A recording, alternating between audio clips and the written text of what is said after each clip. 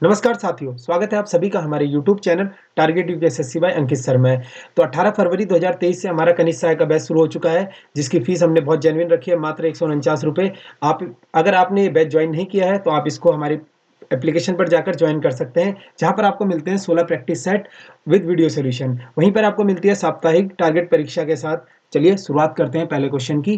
तो देखते हैं आज का पहला प्रश्न। आज का पहला प्रश्न है, अघोष वर्ण कौन सा है? तो इसमें हमें बताना है कि अघोष वर्ण कौन सा है। तो इसका ऑप्शन डी बिल्कुल सही हो जाएगा, 100। ठीक है, बात करें, हमने देखा था जो हमारे स्पर्श व्यंजन होते हैं इनकी संख्या 25 होती है। तो इसका पहला वर्ग क्या होता है? अघोष होता है। ठीक है, पहला, दूसरा, ये तीसरा और चौथा और ये 5। ठीक है, तो पहला और दूसरा क्या होता है? अघोष होता है। तीसरा, चौथा, पांचवा सघोष होता है। ठीक है, इसी तरीके से पहला और तीसरा और पांचवा क्या होते हैं? हमारे अल्प प्राण। ठीक है, ये हो जाएंगे अल्प प्राण। ठीक है, अल्प प्राण हो जाएंगे। बात करें इसी तरीके से दूसरा और चौथा हो जाएंगे हमारे महाप्राण। ठीक है, महाप्राण। यहाँ पे बात हो रही है 100 की, तो 100 को हमने देखा है ना, तो 100 यहाँ आ जाएगा आपका 100 के नीचे। आप इस टेबल को नोट कर लीजिएगा, इंपॉर्टेंट टेबल है ये। 100 भी ऐसे ही आएगा। ठीक है, और यहाँ पर सलजम वाला ये षटकोण वाला 100 भी आएगा। बात करें योरो की, तो ये इसमें आ जाएंगे हमारे यो रो लो वो। ठीक है, ये हो जाएंगे हमारे अघोष वर्ण। ठीक है, थर्ड नंबर पे आ जाएंगे। और बात करें हॉ की, तो हॉ भी हमारा हो जाएगा अघोष वर्ण। ठीक है, हॉ भी यहाँ पे आ जाएगा। इस टेबल में हमने उच्चारण स्थान देखा था, इसका उच्चारण क्या हो जाएगा? आपको एक ट्रिक याद रखनी है, KTM 2। ठीक है, KTM बाइक होती है ना, KTM 2। ठीक है, तो के से क्या हो जाएगा? कंठ हो जाएगा। ठीक है, यहाँ से टी से क्या हो जाएगा? तालु। और एम से क्या होगा? मूर्धा। ठीक है, और डी से क्या होएगा? दंत।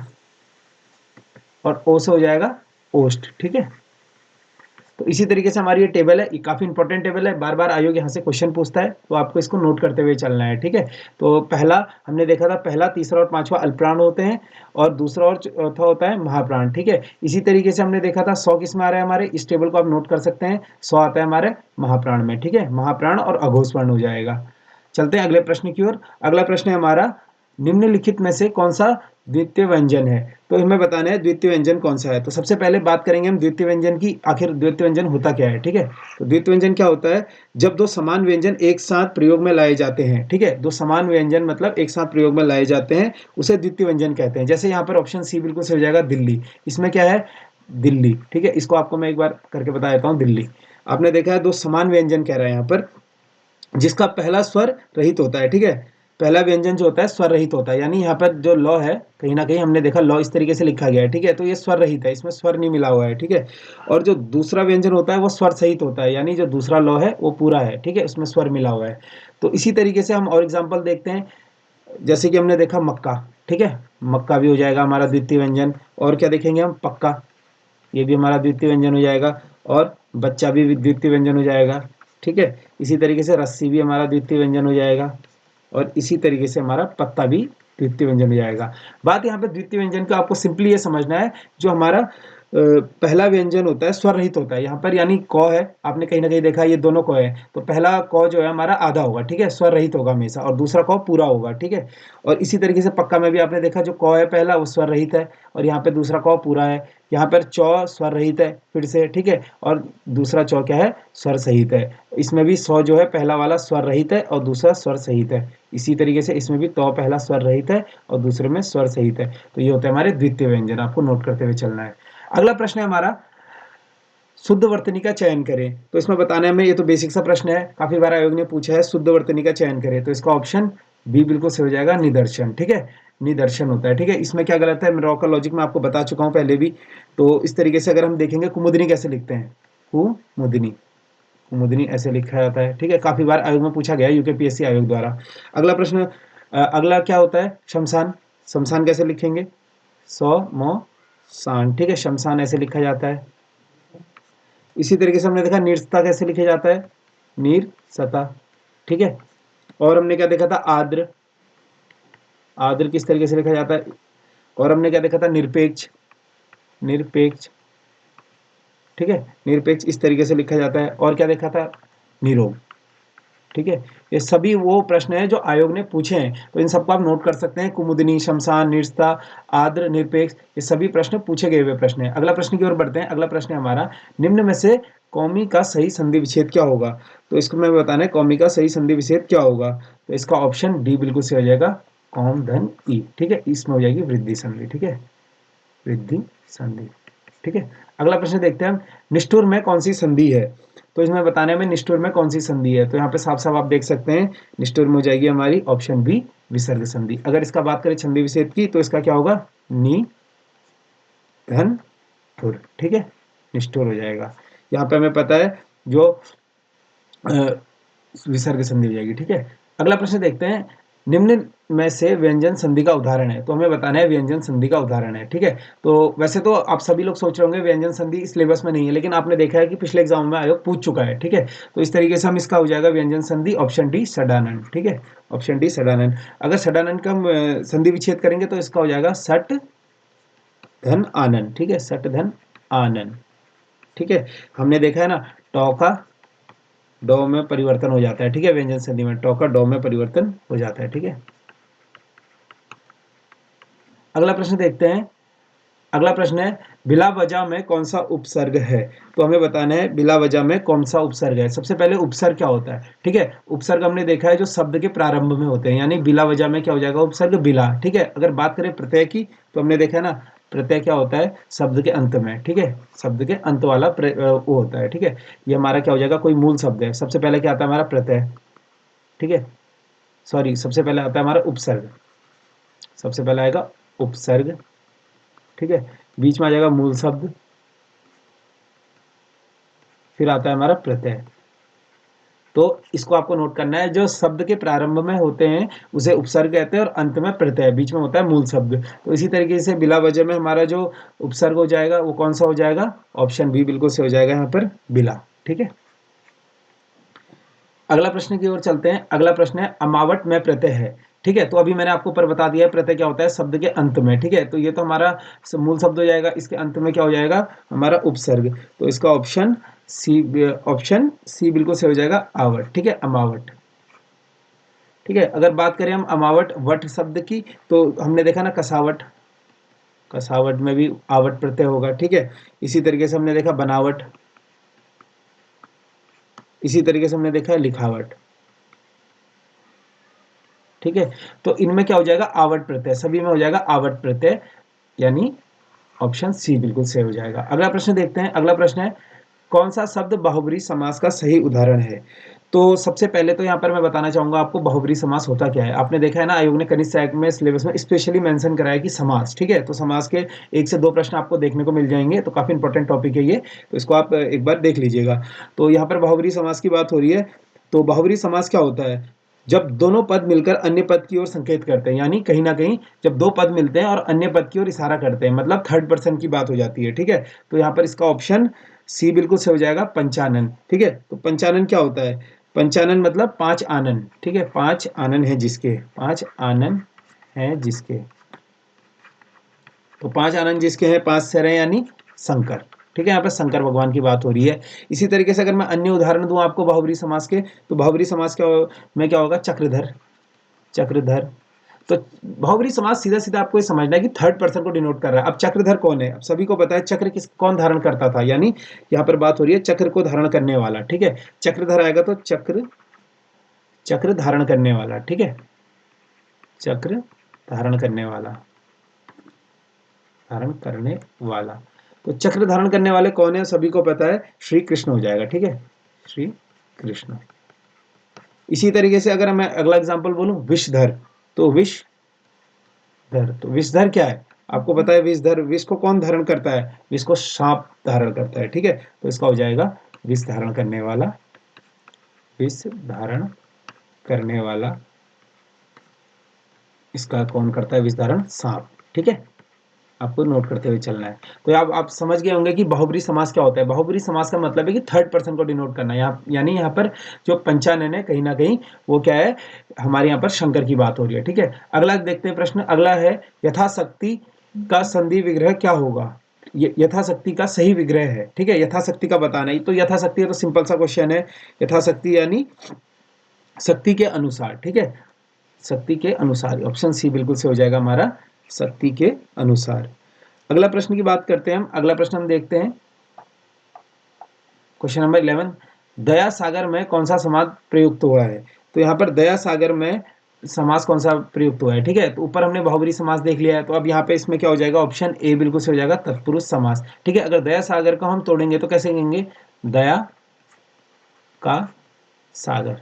ठीक है, दया का सागर। यहाँ पर का क्या है? संबंध। ठीक है, संबंध, संबंधवाचक तत्पुरुष समान, यानी संबंधवाचक तत्पुरुष समास हो जाएगा यहाँ पे। ठीक है, दया का सागर। अगला प्रश्न देखते हैं हम। अगला प्रश्न है हमारा, निम्न में से तत्सम शब्द का चयन करें। तो हमें बताना है तत्सम शब्द क्या है। तो तत्सम शब्द, सबसे पहले हम क्या देखते हैं? तत्सम शब्द। तत्सम शब्द में हमेशा कंफ्यूजन होता है लोगों को। तत्सम शब्द क्या होते हैं? संस्कृत शब्द होते हैं। ठीक है, संस्कृत शब्दों को ही तत्सम शब्द बोला जाता है। बात करें तद्भव की, तो तद्भव शब्द क्या होते हैं? हमारे हिंदी वाले शब्द। ठीक है, तो यहाँ पर हमें बताना है कि तत्सम शब्द कौन सा है। तो तत्सम शब्द क्या हो जाएगा इसका? ऑप्शन सी बिल्कुल से हो जाएगा, उपाध्याय। उपाध्याय का तद्भव क्या होता है? ठीक है, उपाध्याय का तद्भव हो जाएगा आपका ओझा। ठीक है, इसका हो जाएगा ओझा, इसका हो जाएगा तद्भव। ठीक है, ओझा इसका तद्भव। ठीक है, बात करें कर्तरी की, हमने देखा था ना कर्तरी, काफी बार आयोगों ने पूछा है क्वेश्चन कर्तरी। कर्तरी क्या है? हमारा तत्सम शब्द है, इसका तद्भव क्या हो जाएगा? कैंची। ठीक है, कैंची से हिंदी में बोला जाता है और संस्कृत में से कर्तरी बोला जाता है। इसी तरीके से हमने एला देखा है। ठीक है, एला हो जाएगा हमारा फिर से तत्सम शब्द। एला का क्या होता है? इलायची। इसी तरीके से हमने अगला देखा है कांस। कांस का क्या होता है? ये भी काफी बार पूछा गया है। कांस का होता है खांसी। ठीक है, आप इनके नोट्स बना सकते हैं क्योंकि ये वही क्वेश्चन मैं आपको सोल्यूशन में करा रहा हूं जो आयोग ने पूछे हुए हैं। ठीक है, प्रीवियस ईयर में। अगला देखते हैं हम, संस्कृत का विशेषण है। ठीक है, तो संस्कृति का विशेषण हमें बताना है। ठीक है, तो इसका ऑप्शन नंबर डी बिल्कुल से हो जाएगा, सांस्कृतिक। ठीक है, यहाँ पर आपको वर्तनी भी देख लेनी है एक बार। सांस्कृतिक किस तरीके से लिखा जाता है? सांस्कृतिक। ठीक है, सांस्कृतिक हो जाएगा हमारा संस्कृत का विशेषण शब्द। ठीक है, अगला प्रश्न देख लेते हैं। अगला प्रश्न है, निम्न में से सकर्मक क्रिया छांटें। तो सबसे पहले आपको पता होना चाहिए सकर्मक क्रिया क्या होती है। ठीक है, तो सकर्मक क्रिया अगर बात करें, सकर्मक क्रिया में क्या होता है कि इसमें कर्ता, क्रिया और कर्म तीनों की उपस्थिति होती है। ठीक है, इसमें क्या होता है? कर्ता और क्रिया भी होगी इसमें, और कर्म भी होगा इसमें। ठीक है, तो इसे कहते हैं सकर्मक क्रिया। ठीक है, इसमें कर्ता द्वारा किया गया कार्य दूसरी की चीज पर प्रभाव पड़ता है। ठीक है, जो कर्ता कोई कार्य करेगा तो दूसरी चीज पर प्रभाव पड़ेगा। और जैसे एग्जांपल यहाँ पर आपने देखा है, इसका ऑप्शन बी बिल्कुल सही हो जाएगा, मैं हाथ खुजलाता हूँ। ठीक है, तो यहाँ पर कर्ता जो है, कर्ता का प्रभाव क्रिया पर पड़ रहा है। ठीक है, तो इसमें हो जाएगा हमारा ऑप्शन बी बिल्कुल सही हो जाएगा। बात करें दूसरी क्रिया, तो कौन सी होती है? अकर्मक क्रिया। ठीक है, अकर्मक क्रिया होती है हमारी दूसरी क्रिया, हमने देखी है। तो अकर्मक क्रिया में क्या होती है? इसमें क्या होता है? कर्ता और क्रिया होती है। ठीक है, लेकिन इसमें कर्म नहीं होता। ठीक है, ये आपको नोट करते हुए चलना है, इसमें कर्म नहीं होगा। ठीक है, इसमें क्या होगा? केवल कर्ता और क्रिया होगा। ठीक है, जैसे एग्जाम्पल यहाँ पर मैं आपको दे दूं, दूसरा क्या है? नरेंद्र खाना खाता है। तो यहाँ पर जो कर्ता है उसका प्रभाव क्रिया पर नहीं पड़ रहा है। ठीक है, तो यहाँ पर कोई भी अगर किसी भी कर्ता द्वारा किए गए कार्य का किसी चीज पर प्रभाव नहीं पड़ता है तो अकर्मक क्रिया होती है। ठीक है, लेकिन अगर कर्ता द्वारा किसी क्रिया कर्ता द्वारा किए गए कार्य का दूसरी चीज पर प्रभाव पड़ता है, जैसे मैं हाथ खुजलाता हूँ। ठीक है, हाथ से क्या खुजलाता हूँ? ठीक है, तो यहाँ पर ये हो जाएगा ऑप्शन बी बिल्कुल सही। अगला प्रश्न देखते हैं, दौड़ना खिलाड़ी का दिनचर्या में शामिल है, वाक्य में संज्ञा है। ठीक है, तो दौड़ना खिलाड़ी का दिनचर्या में शामिल है, तो यहाँ पर दौड़ना हमारा क्या हो जाएगा? संज्ञा। ठीक है, दौड़ना। और बात करें दौड़ना में कौन सी संज्ञा है, तो हमें पता है भाववाचक संज्ञा। ठीक है, भाववाचक संज्ञा हो जाएगा, भाववाचक संज्ञा। भाववाचक संज्ञा में कैसे पता लगती है? भाववाचक संज्ञा क्या होती है? जिस संज्ञा को हम महसूस कर सकते हैं। ठीक है, महसूस यानी दुख, सुख, दौड़ना, खेलना। ठीक है, ये सब भाव में आता है। ठीक है, अगला प्रश्न देख लेते हैं हम। ये तो बेसिक सा प्रश्न है, कारक के कितने भेद होते हैं? तो ये ऑप्शन डी बिल्कुल सही हो जाएगा, कारक के 8 भेद होते हैं। ठीक है, अगला प्रश्न की ओर चलते हैं। अगला प्रश्न है, निम्न में से पंडित का पर्यायवाची नहीं है। तो फिर से क्वेश्चन ध्यान से पढ़ना है, नहीं है। देखिए, इस बार काफी लोग पटवारी के पेपर में क्वेश्चन गलत करके आ चुके थे, क्योंकि वो क्या करते हैं, थोड़ा जल्दीबाजी भी वहां पे रहती है और कभी दिखता नहीं है, तो क्वेश्चन को 2-3 बार पढ़ लेना है। ठीक है, तो हमें देखना है कि इसमें बताना है पंडित का पर्यायवाची नहीं है, तो इसका हो जाएगा ऑप्शन बी बिल्कुल सही हो जाएगा, वृंदारक। ठीक है, बात करें वृंदारक की, तो यहाँ पर वृंदारक हो जाएगा हमारा देव का पर्यायवाची। ठीक है, वृंदारक मतलब होता है देव। ठीक है। और क्या होते हैं देव के? देव के होते हैं अमर, ठीक है। वसुदेव का होता है, ठीक है। देवता देव का होता है और सूर्यदेव का होता है, ठीक है। ये सभी पर्यायवाची क्या होते हैं? हमारे देवता के पर्यायवाची होते हैं, ठीक है। वंदारण। अगला प्रश्न है हमारा,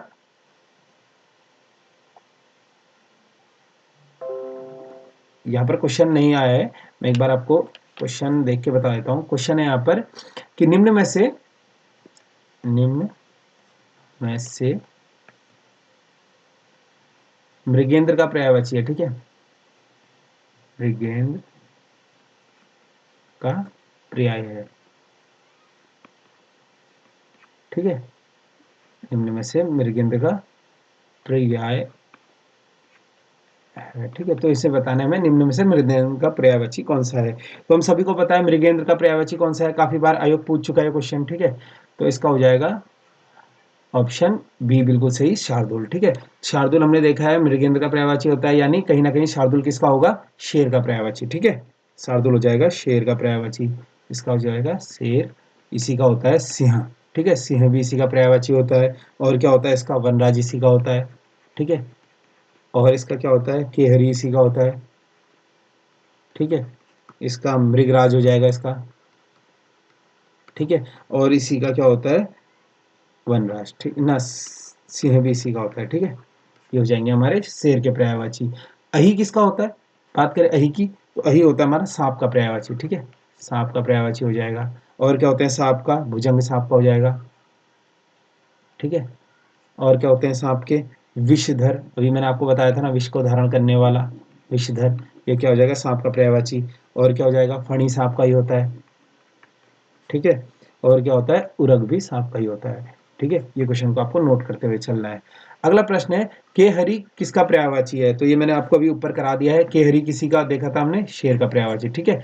ये ऊपर शेर का पर्यायवाची मैंने आपको बता दिया है, जिसका वनराज भी इसी का होता है, सिंह इसी का होता है, हमने देखा था ना। सिंह, वनराज, केहरी, मृगराज, सिंह, ये सभी किसके पर्यायवाची होते हैं? शेर के, ठीक है। अगला प्रश्न देख लेते हैं हम। व्यास का विलोम शब्द है, तो व्यास का विलोम शब्द क्या हो जाएगा? ऑप्शन ए बिल्कुल से हो जाएगा समास, ठीक है। बात करें ऑप्शन बी उन्मुख की, तो उन्मुख का क्या होगा? विमुख, ठीक है। उन्मुख का हो जाएगा विमुख। और अगला है कौन सा हमारा? हानि, तो हानि का क्या हो जाएगा? लाभ, ठीक है। बोलते नहीं हानि हो गई, यानी हानि हो गई है, उसका अपोजिट क्या होगा? लाभ हो गई, ठीक है। और ऑप्शन डी क्या है? संश्लेषण, तो संश्लेषण का क्या हो जाएगा? विश्लेषण, ठीक है। विश्लेषण, ठीक है। संश्लेषण का हो जाएगा विश्लेषण। चलते हैं अगले प्रश्न की ओर। अगला प्रश्न है हमारा गलत युग्म का चयन करें, ठीक है। तो गलत युग्म का चयन करें हमें बताना है। तो इसमें ऑप्शन ए बिल्कुल सही हो जाएगा इसका, और यहाँ पर ऑप्शन ए प्रिंट नहीं हुआ है। ऑप्शन ए था हमारा अनुज, ठीक है। इसका क्या हो जाएगा? अग्रज, ठीक है। अनुज का विलोम शब्द क्या होता है? अग्रज, ठीक है। अनुज का गलत दिया हुआ था यहाँ पे, अनुज का हो जाएगा अग्रज, ऑप्शन ए बिल्कुल से हो जाएगा, ठीक है। स्वाथर का क्या होता है? जंगम। शलील का क्या होता है? अश्लील होता है, ठीक है। शील का अश्लील होता है, सार का असार होता है, ये सभी सही है, ठीक है। अगला प्रश्न देख लेते हैं। अगला प्रश्न है छाती में मूंग डालना मुहावरे का अर्थ है। तो छाती में मूंग डालना मुहावरे का अर्थ क्या हो जाएगा? इसका हो जाएगा ऑप्शन डी बिल्कुल सही, पास रहकर दुख देना, ठीक है। ये क्वेश्चन भी काफी बार आयोग ने पूछा है। छाती में मूंग डालना मुहावरे का अर्थ हो जाएगा पास रहकर दुख देना, ठीक है। अगला प्रश्न देख लेते हैं। शुद्ध वाक्य का चयन करें, तो इसमें हमें बताना है शुद्ध वाक्य का चयन करें। तो ऑप्शन ए क्या है हमारे पास? उपस्थित लोगों ने संकल्प लिया, तो यहाँ पे क्या गलत हो जाएगा हमारा? लिया, लिया नहीं आएगा, यहाँ पे क्या आएगा? संकल्प हमेशा करते हैं, ठीक है। तो संकल्प किया हो जाएगा, ठीक है। तो ये तो हमारा गलत हो जाएगा। एकमात्र दो उपाय, तो ये भी गलत हो जाएगा। लड़की ने जोर जोर से हंस दी, तो यहाँ पे लड़की ने जोर जोर से हंसा, या फिर ये गलत हो जाएगा, ठीक है। ऑप्शन डी बिल्कुल सही हो जाएगा, उसे उत्तीर्ण होने की आशंका है, ठीक है। इसका ऑप्शन डी बिल्कुल सही हो जाएगा। अगला प्रश्न देखते हैं हम, क्वेश्चन नंबर 24।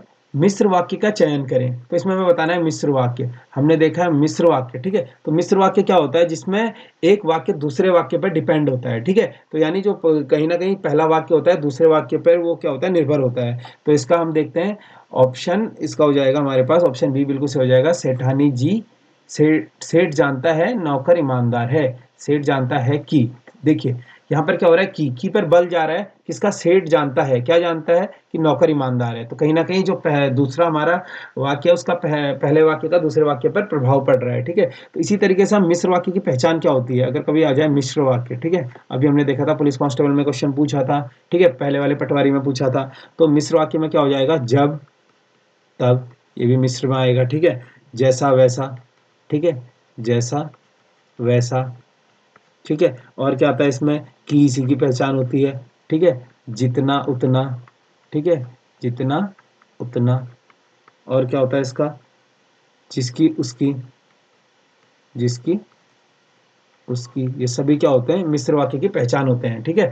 कभी जैसे जब वो आएगा तब मैं जाऊंगा, तो ये क्या हो जाएगा, किस प्रकार का वाक्य हो जाएगा, मिश्र वाक्य हो जाएगा, ठीक है। तो सीधी सीधी पहचान है मिश्र वाक्य की, जब तब जैसे वैसे की जितना उतना जिसकी, यानी कहीं ना कहीं पहला वाक्य जो दूसरे वाक्य पर निर्भर होगा, ठीक है।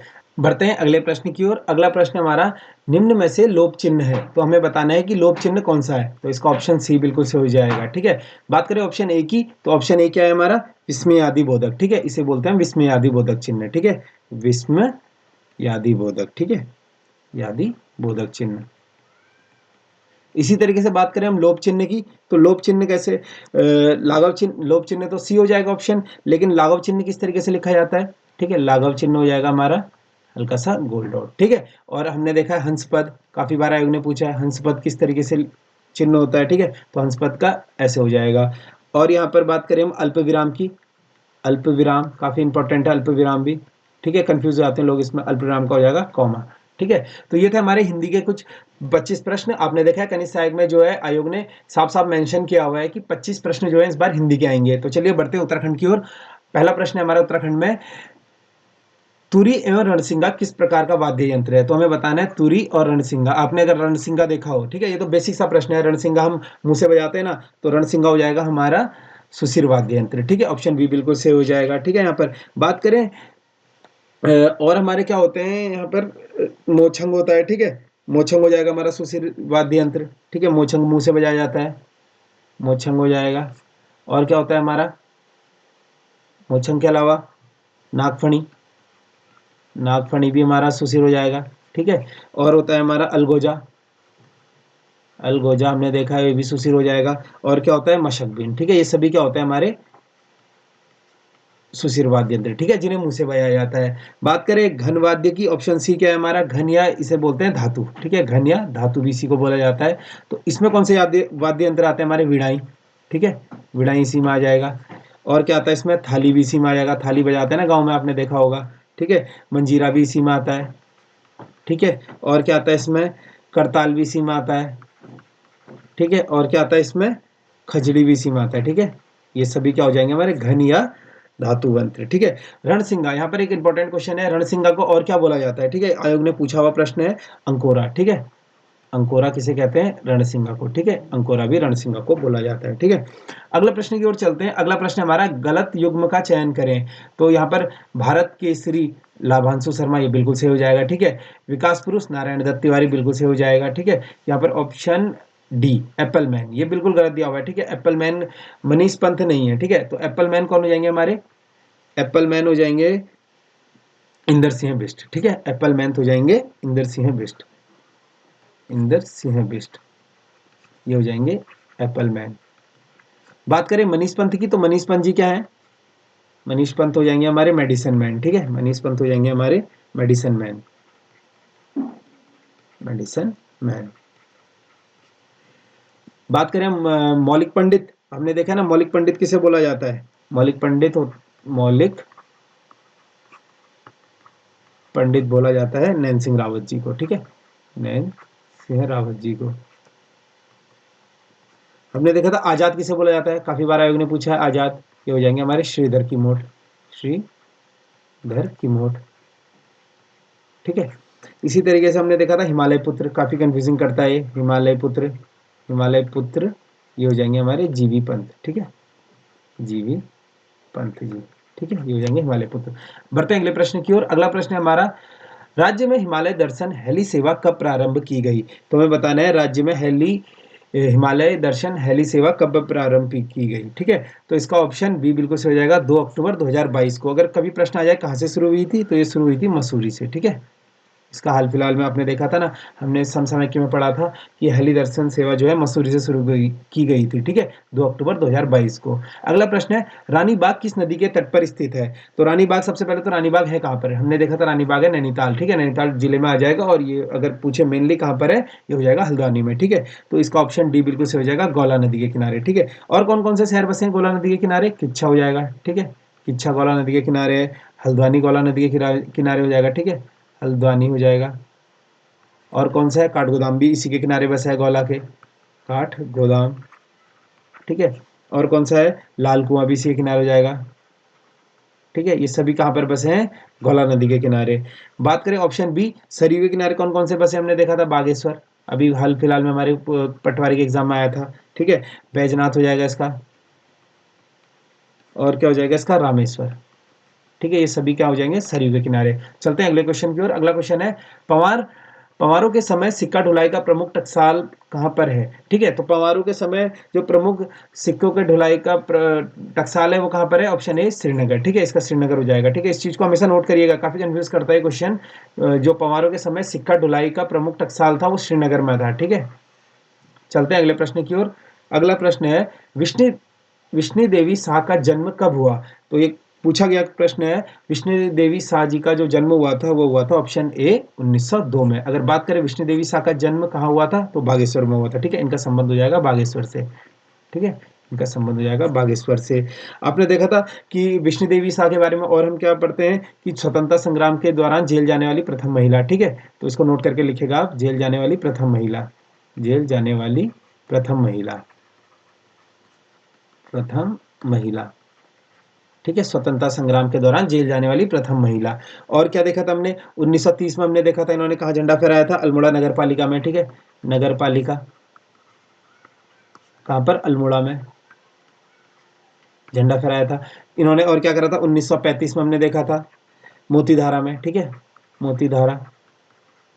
ठीक है, और 1940 में कहाँ पर फहराया था? नंदा देवी परिसर में। ठीक है, नंदा देवी परिसर में। ये तीनों स्थान कहाँ पर है? अल्मोड़ा में है। ठीक है, इन्होंने क्या करा था? यहाँ पर झंडा फहराया था। तो 1930 में नगर पालिका अल्मोड़ा में फहराया था, 1935 में मोतीधारा अल्मोड़ा में, और 1940 में नंदा देवी परिसर अल्मोड़ा में। ठीक है, इन्होंने झंडा फहराया था। अगला प्रश्न देखते हैं हम, काला पानी गाढ़ ताम्रपत्र पिथौरागढ़ किस चंद शासक से संबंधित है? तो काला पानी जो गाढ़ ताम्रपत्र पिथौरागढ़ किस चंद शासक से संबंधित है हमें बताना है। इसका हो जाएगा ऑप्शन डी बिल्कुल से हो जाएगा, बालो कल्याण चंद। ठीक है, बात करें ऑप्शन ए की, तो ऑप्शन ए में हमने देखा था भीष्मचंद। ठीक है, तो भीष्मचंद अभी हमारे हाल फिलहाल में क्वेश्चन आया हुआ था, खगमरा किला का निर्माण किसने करा था? ठीक है, तो भीष्मचंद हो जाएगा। ठीक है, खगमरा किला हो जाएगा भीष्मचंद। ठीक है, बात करें ऑप्शन बी कीर्तिचंद, हमने देखा था प्रथम राजा जिसने गढ़वाल पर आक्रमण करा था, प्रथम राजा। ठीक है, जिसने गढ़वाल पर आक्रमण किया, जिसने गढ़वाल पर आक्रमण किया, ये कौन था? कीर्तिचंद। ऑप्शन सी की बात करेंगे यहाँ पर, ऑप्शन सी क्या हो जाएगा? रुद्रचंद। हमने देखा था रुद्रचंद का सेनापति कौन है? पुरुषोत्तम पंत।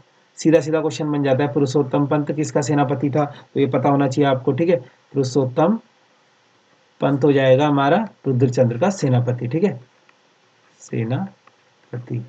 ठीक है, रुद्रचंद्र का सेनापति कौन है? पुरुषोत्तम पंत। ठीक है, बढ़ते हैं अगले प्रश्न की ओर। अगला प्रश्न है हमारा, गलत युग्म का चयन करें। तो हमें यहाँ से गलत युग्म का चयन करना है। ठीक है, तो ऑप्शन ए है मिट्टी का राजा शिवचंद, बिल्कुल सही हो जाएगा। ठीक है, तो अनपढ़ राजा दीपचंद, ये गलत हो जाएगा यहाँ पर। ठीक है, तो इसका ऑप्शन 33 का हो जाएगा, ऑप्शन नंबर बी दीपचंद। ठीक है, कुमाऊं का कुंभकर्ण कल्याण चंद चतुर्थ, बिल्कुल सही है। कुमाऊं का बैरम खां शिवदत्त जोशी। ठीक है, तो चलते हैं अगले प्रश्न की ओर। अगला प्रश्न है हमारा, पौरव राजवंश के प्रशासन में भौगिक नामक अधिकारी का संबंध किससे है? तो पौरव राजवंश में भौगिक नामक संबंधित अधिकारी का संबंध किससे है? तो भौगिक। ठीक है, यहाँ पे तो सीधा सीधा लॉजिक लग रहा है, तो ठीक है, ये हो जाएगा भूमि यानी कर। ठीक है, भौगिक यानी कर अधिकारी। ठीक है, बढ़ते हैं अगले प्रश्न की ओर। अगला प्रश्न है हमारा, कुमाऊं ब्रिटिश कुमाऊं की 26 परगनों में किसने विभक्त किया? ठीक है, तो ब्रिटिश कुमाऊं को किसने 26 परगनों में विभक्त किया? ठीक है, तो इसका ऑप्शन बी हो जाएगा ट्रेल। ठीक है, ट्रेल, अगर बात करें हम ट्रेल की, तो ट्रेल जी क्या है? 80 साला बंदोबस्त हमने देखा था, 80 साला बंदोबस्त। ये किसने किया था? ये भी ट्रेल ने किया था, ठीक है। 80 साला बंदोबस्त, ठीक है। ये कब किया था? 1823 में। ये काफी इंपॉर्टेंट प्रश्न है, ठीक है। और बात करें 1819 में इन्होंने क्या करा था? पटवारी के 9 पद जो है सृजित किए थे। पटवारी पद सृजन, ठीक है। पटवारी पद का सृजन, कितने पटवारी का पद सृजन किए थे इन्होंने? 9, ठीक है। इन्हीं के द्वारा अल्मोड़ा जेल की स्थापना की गई, ठीक है। ट्रेल के द्वारा अल्मोड़ा जेल, अल्मोड़ा जेल का निर्माण ट्रेल जी ने कराया था। कब कराया था? 1816 में, ठीक है। काफी इंपॉर्टेंट प्रश्न है। पौड़ी जेल भी इन्होंने ही बनाई थी, ठीक है। पौड़ी जेल, पौड़ी जेल की स्थापना कब कराई थी? 1821 में। ये जो कार्य किए गए थे ट्रेल द्वारा किए गए थे, ठीक है। अगला प्रश्न है हमारा, किस पवार शासक को शेरशाह के समान सड़कों का जाल बिछाने के लिए जाना जाता है? तो ये कौन से पवार शासक है? ऑप्शन ए नरेंद्र शाह, ठीक है। तो नरेंद्र शाह हमने देखा था, नरेंद्र शाह का कार्यकाल कब से कब तक था? 1913 से लेकर 1946 तक, ठीक है। तो नरेंद्र शाह ने जो है काफी सड़क वगैरह बनाई थी। आपने टिहरी में देखा है, अपने टिहरी के इतिहास में पढ़ा होगा, काफी जो उन्होंने सड़क जाल बिछाए थे। तो इन्हें क्या संज्ञा दी गई थी? ये शेरशाह की संज्ञा, ठीक है। बात करें नरेंद्र शाह के समय कौन कौन सी घटनाएं हुई थी? डोरा पैमाइश हमने देखा है, ठीक है। डोरी पैमाइश, डोरी पैमाइश ये कब घटित हुई थी? 1916 में, ठीक है।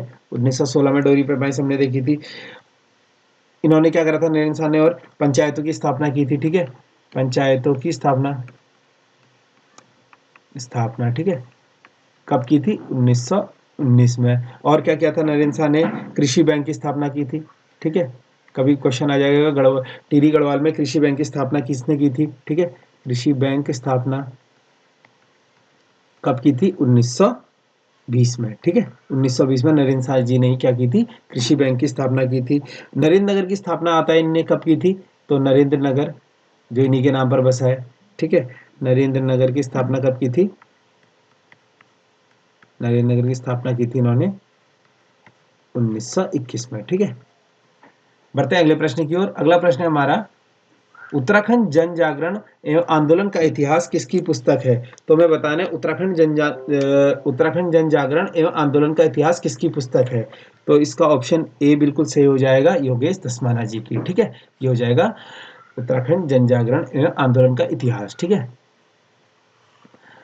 बात करें ऑप्शन बी की, तो ऑप्शन बी हमारा ऑप्शन सी रमाकांत बेंजवाल, ठीक है। तो रमाकांत बेंजवाल की हमने पुस्तक देखी है। रमाकांत बेंजवाल की कौन सी पुस्तक है? गढ़वाली भाषा, ठीक है। गढ़वाली भाषा की शब्द संपदा, ठीक है। गढ़वाली भाषा की शब्द संपदा, भाषा की शब्द संपदा, ठीक है। ये किसकी है? ये हो जाएगी हमारे रमाकांत बेंजवाल जी की। केदार फोनिया जी की काफी इंपॉर्टेंट बुक आती है, the traveller guide to Uttarakhand, ठीक है। The traveller guide to Uttarakhand, traveller guide to Uttarakhand, guide to Uttarakhand, ये किसकी है? केदार सिंह फोनिया जी की है, ठीक है। बात करें हम ऑप्शन ए की, तो ऑप्शन ए में और हमें क्या देखने को मिलता है? उत्तराखंड की विभूतियां, ठीक है। उत्तराखंड की विभूतियां किसी की है? योगेश धस्माना जी की है, ठीक है। उत्तराखंड की विभूतियां, उत्तराखंड की विभूतियां, यहाँ पर कंफ्यूज नहीं होना है, यहाँ पर उत्तराखंड की विभूतियां हैं, ठीक है। लेकिन अगर उत्तराखंड की दिव्यांगत विभूतियां आ जाए तो भक्त दर्शन की है, लेकिन यहाँ पर बात हो रही है उत्तराखंड की विभूतियां, तो ये किसकी हो जाएगी? योगेश दसमाना जी की। और कौन सी आती है इनकी? इनकी आती है उत्तराखंड में पत्रकारिता का इतिहास, उत्तराखंड में पत्रकारिता का इतिहास, पत्रकारिता का इतिहास, ठीक है। ये किसकी हो जाएगी? ये भी योगेश दसमाना जी की हो जाएगी, ठीक है। बढ़ते हैं अगले प्रश्न की ओर। अगला प्रश्न है, बर्डन बर्ड विकास मेला चमोली के किस स्थान पर आयोजित किया जाता है? तो बर्ड विकास मेला सबसे पहले तो आपको देखना है कहाँ पर आयोजित होता है? चमोली में, ठीक है। लेकिन यहाँ पर पर्टिकुलर स्थान की बात कर रहा है, तो यहाँ पर पर्टिकुलर स्थान कौन सा हो जाएगा? पीपल कोटी, ठीक है। पीपल कोटी में ये लगता है बर्डन विकास मेला, ठीक है। ऑप्शन ए ग्वालदम, ग्वालदम में कौन सा मेला लगता है? हमने देखा था काश्तकार मेला, ठीक है। काश्तकार मेला कहाँ लगता है? ग्वालदम में लगता है, ठीक है। ऑप्शन बी गैरसैंण में हमने देखा था कृषि उद्यान एवं पर्यटन विकास मेला, ठीक है। कृषि उद्यान एवं पर्यटन विकास मेला, ठीक है। पर्यटन विकास मेला ये कहाँ पे लगता है? गैरसैंण में, ठीक है। बात करें हम, एक और आता है, देखिए यहाँ पर पट्टागणिया पर्यटन विकास मेला, ठीक है। पट्टागणिया पर्यटन विकास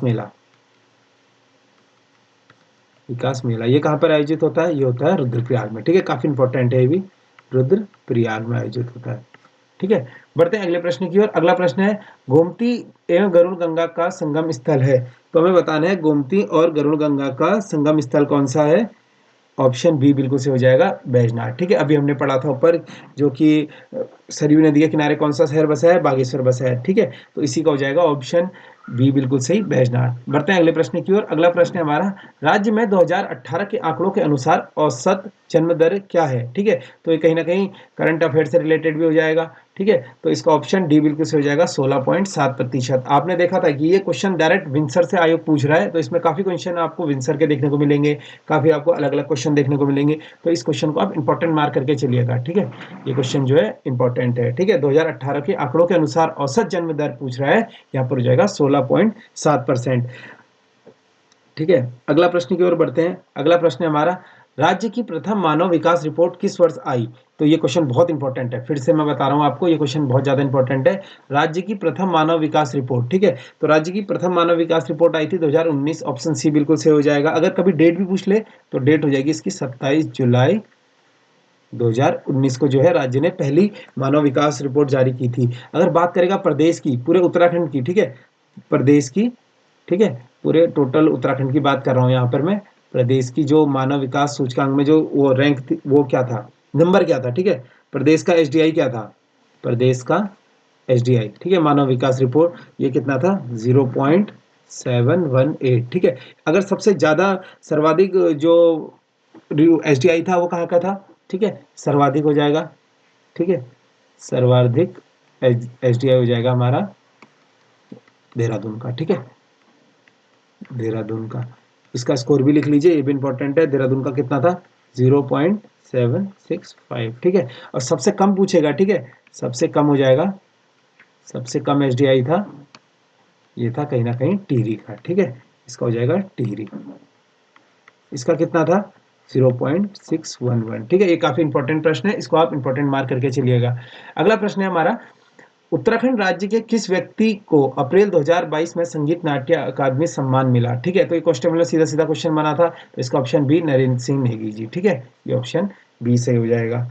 अगला प्रश्न देखते हैं हम। अगला प्रश्न है हमारा, सीएम उद्यमान खिलाड़ी उन्नयन योजना के तहत कितने आयु वर्ग के खिलाड़ी हेतु छात्रवृत्ति की व्यवस्था की गई है? ठीक है, तो इसका ऑप्शन सी बिल्कुल सही हो जाएगा, 18 से 14 वर्ष। अगर यहाँ पर बात करें कितने पैसा मिल रहा है इन्हें, तो 2000 रुपये, ठीक है, 2000 रुपये मिलेगा 18 जो 8 से 14 वर्ष के खिलाड़ी हैं, ठीक है।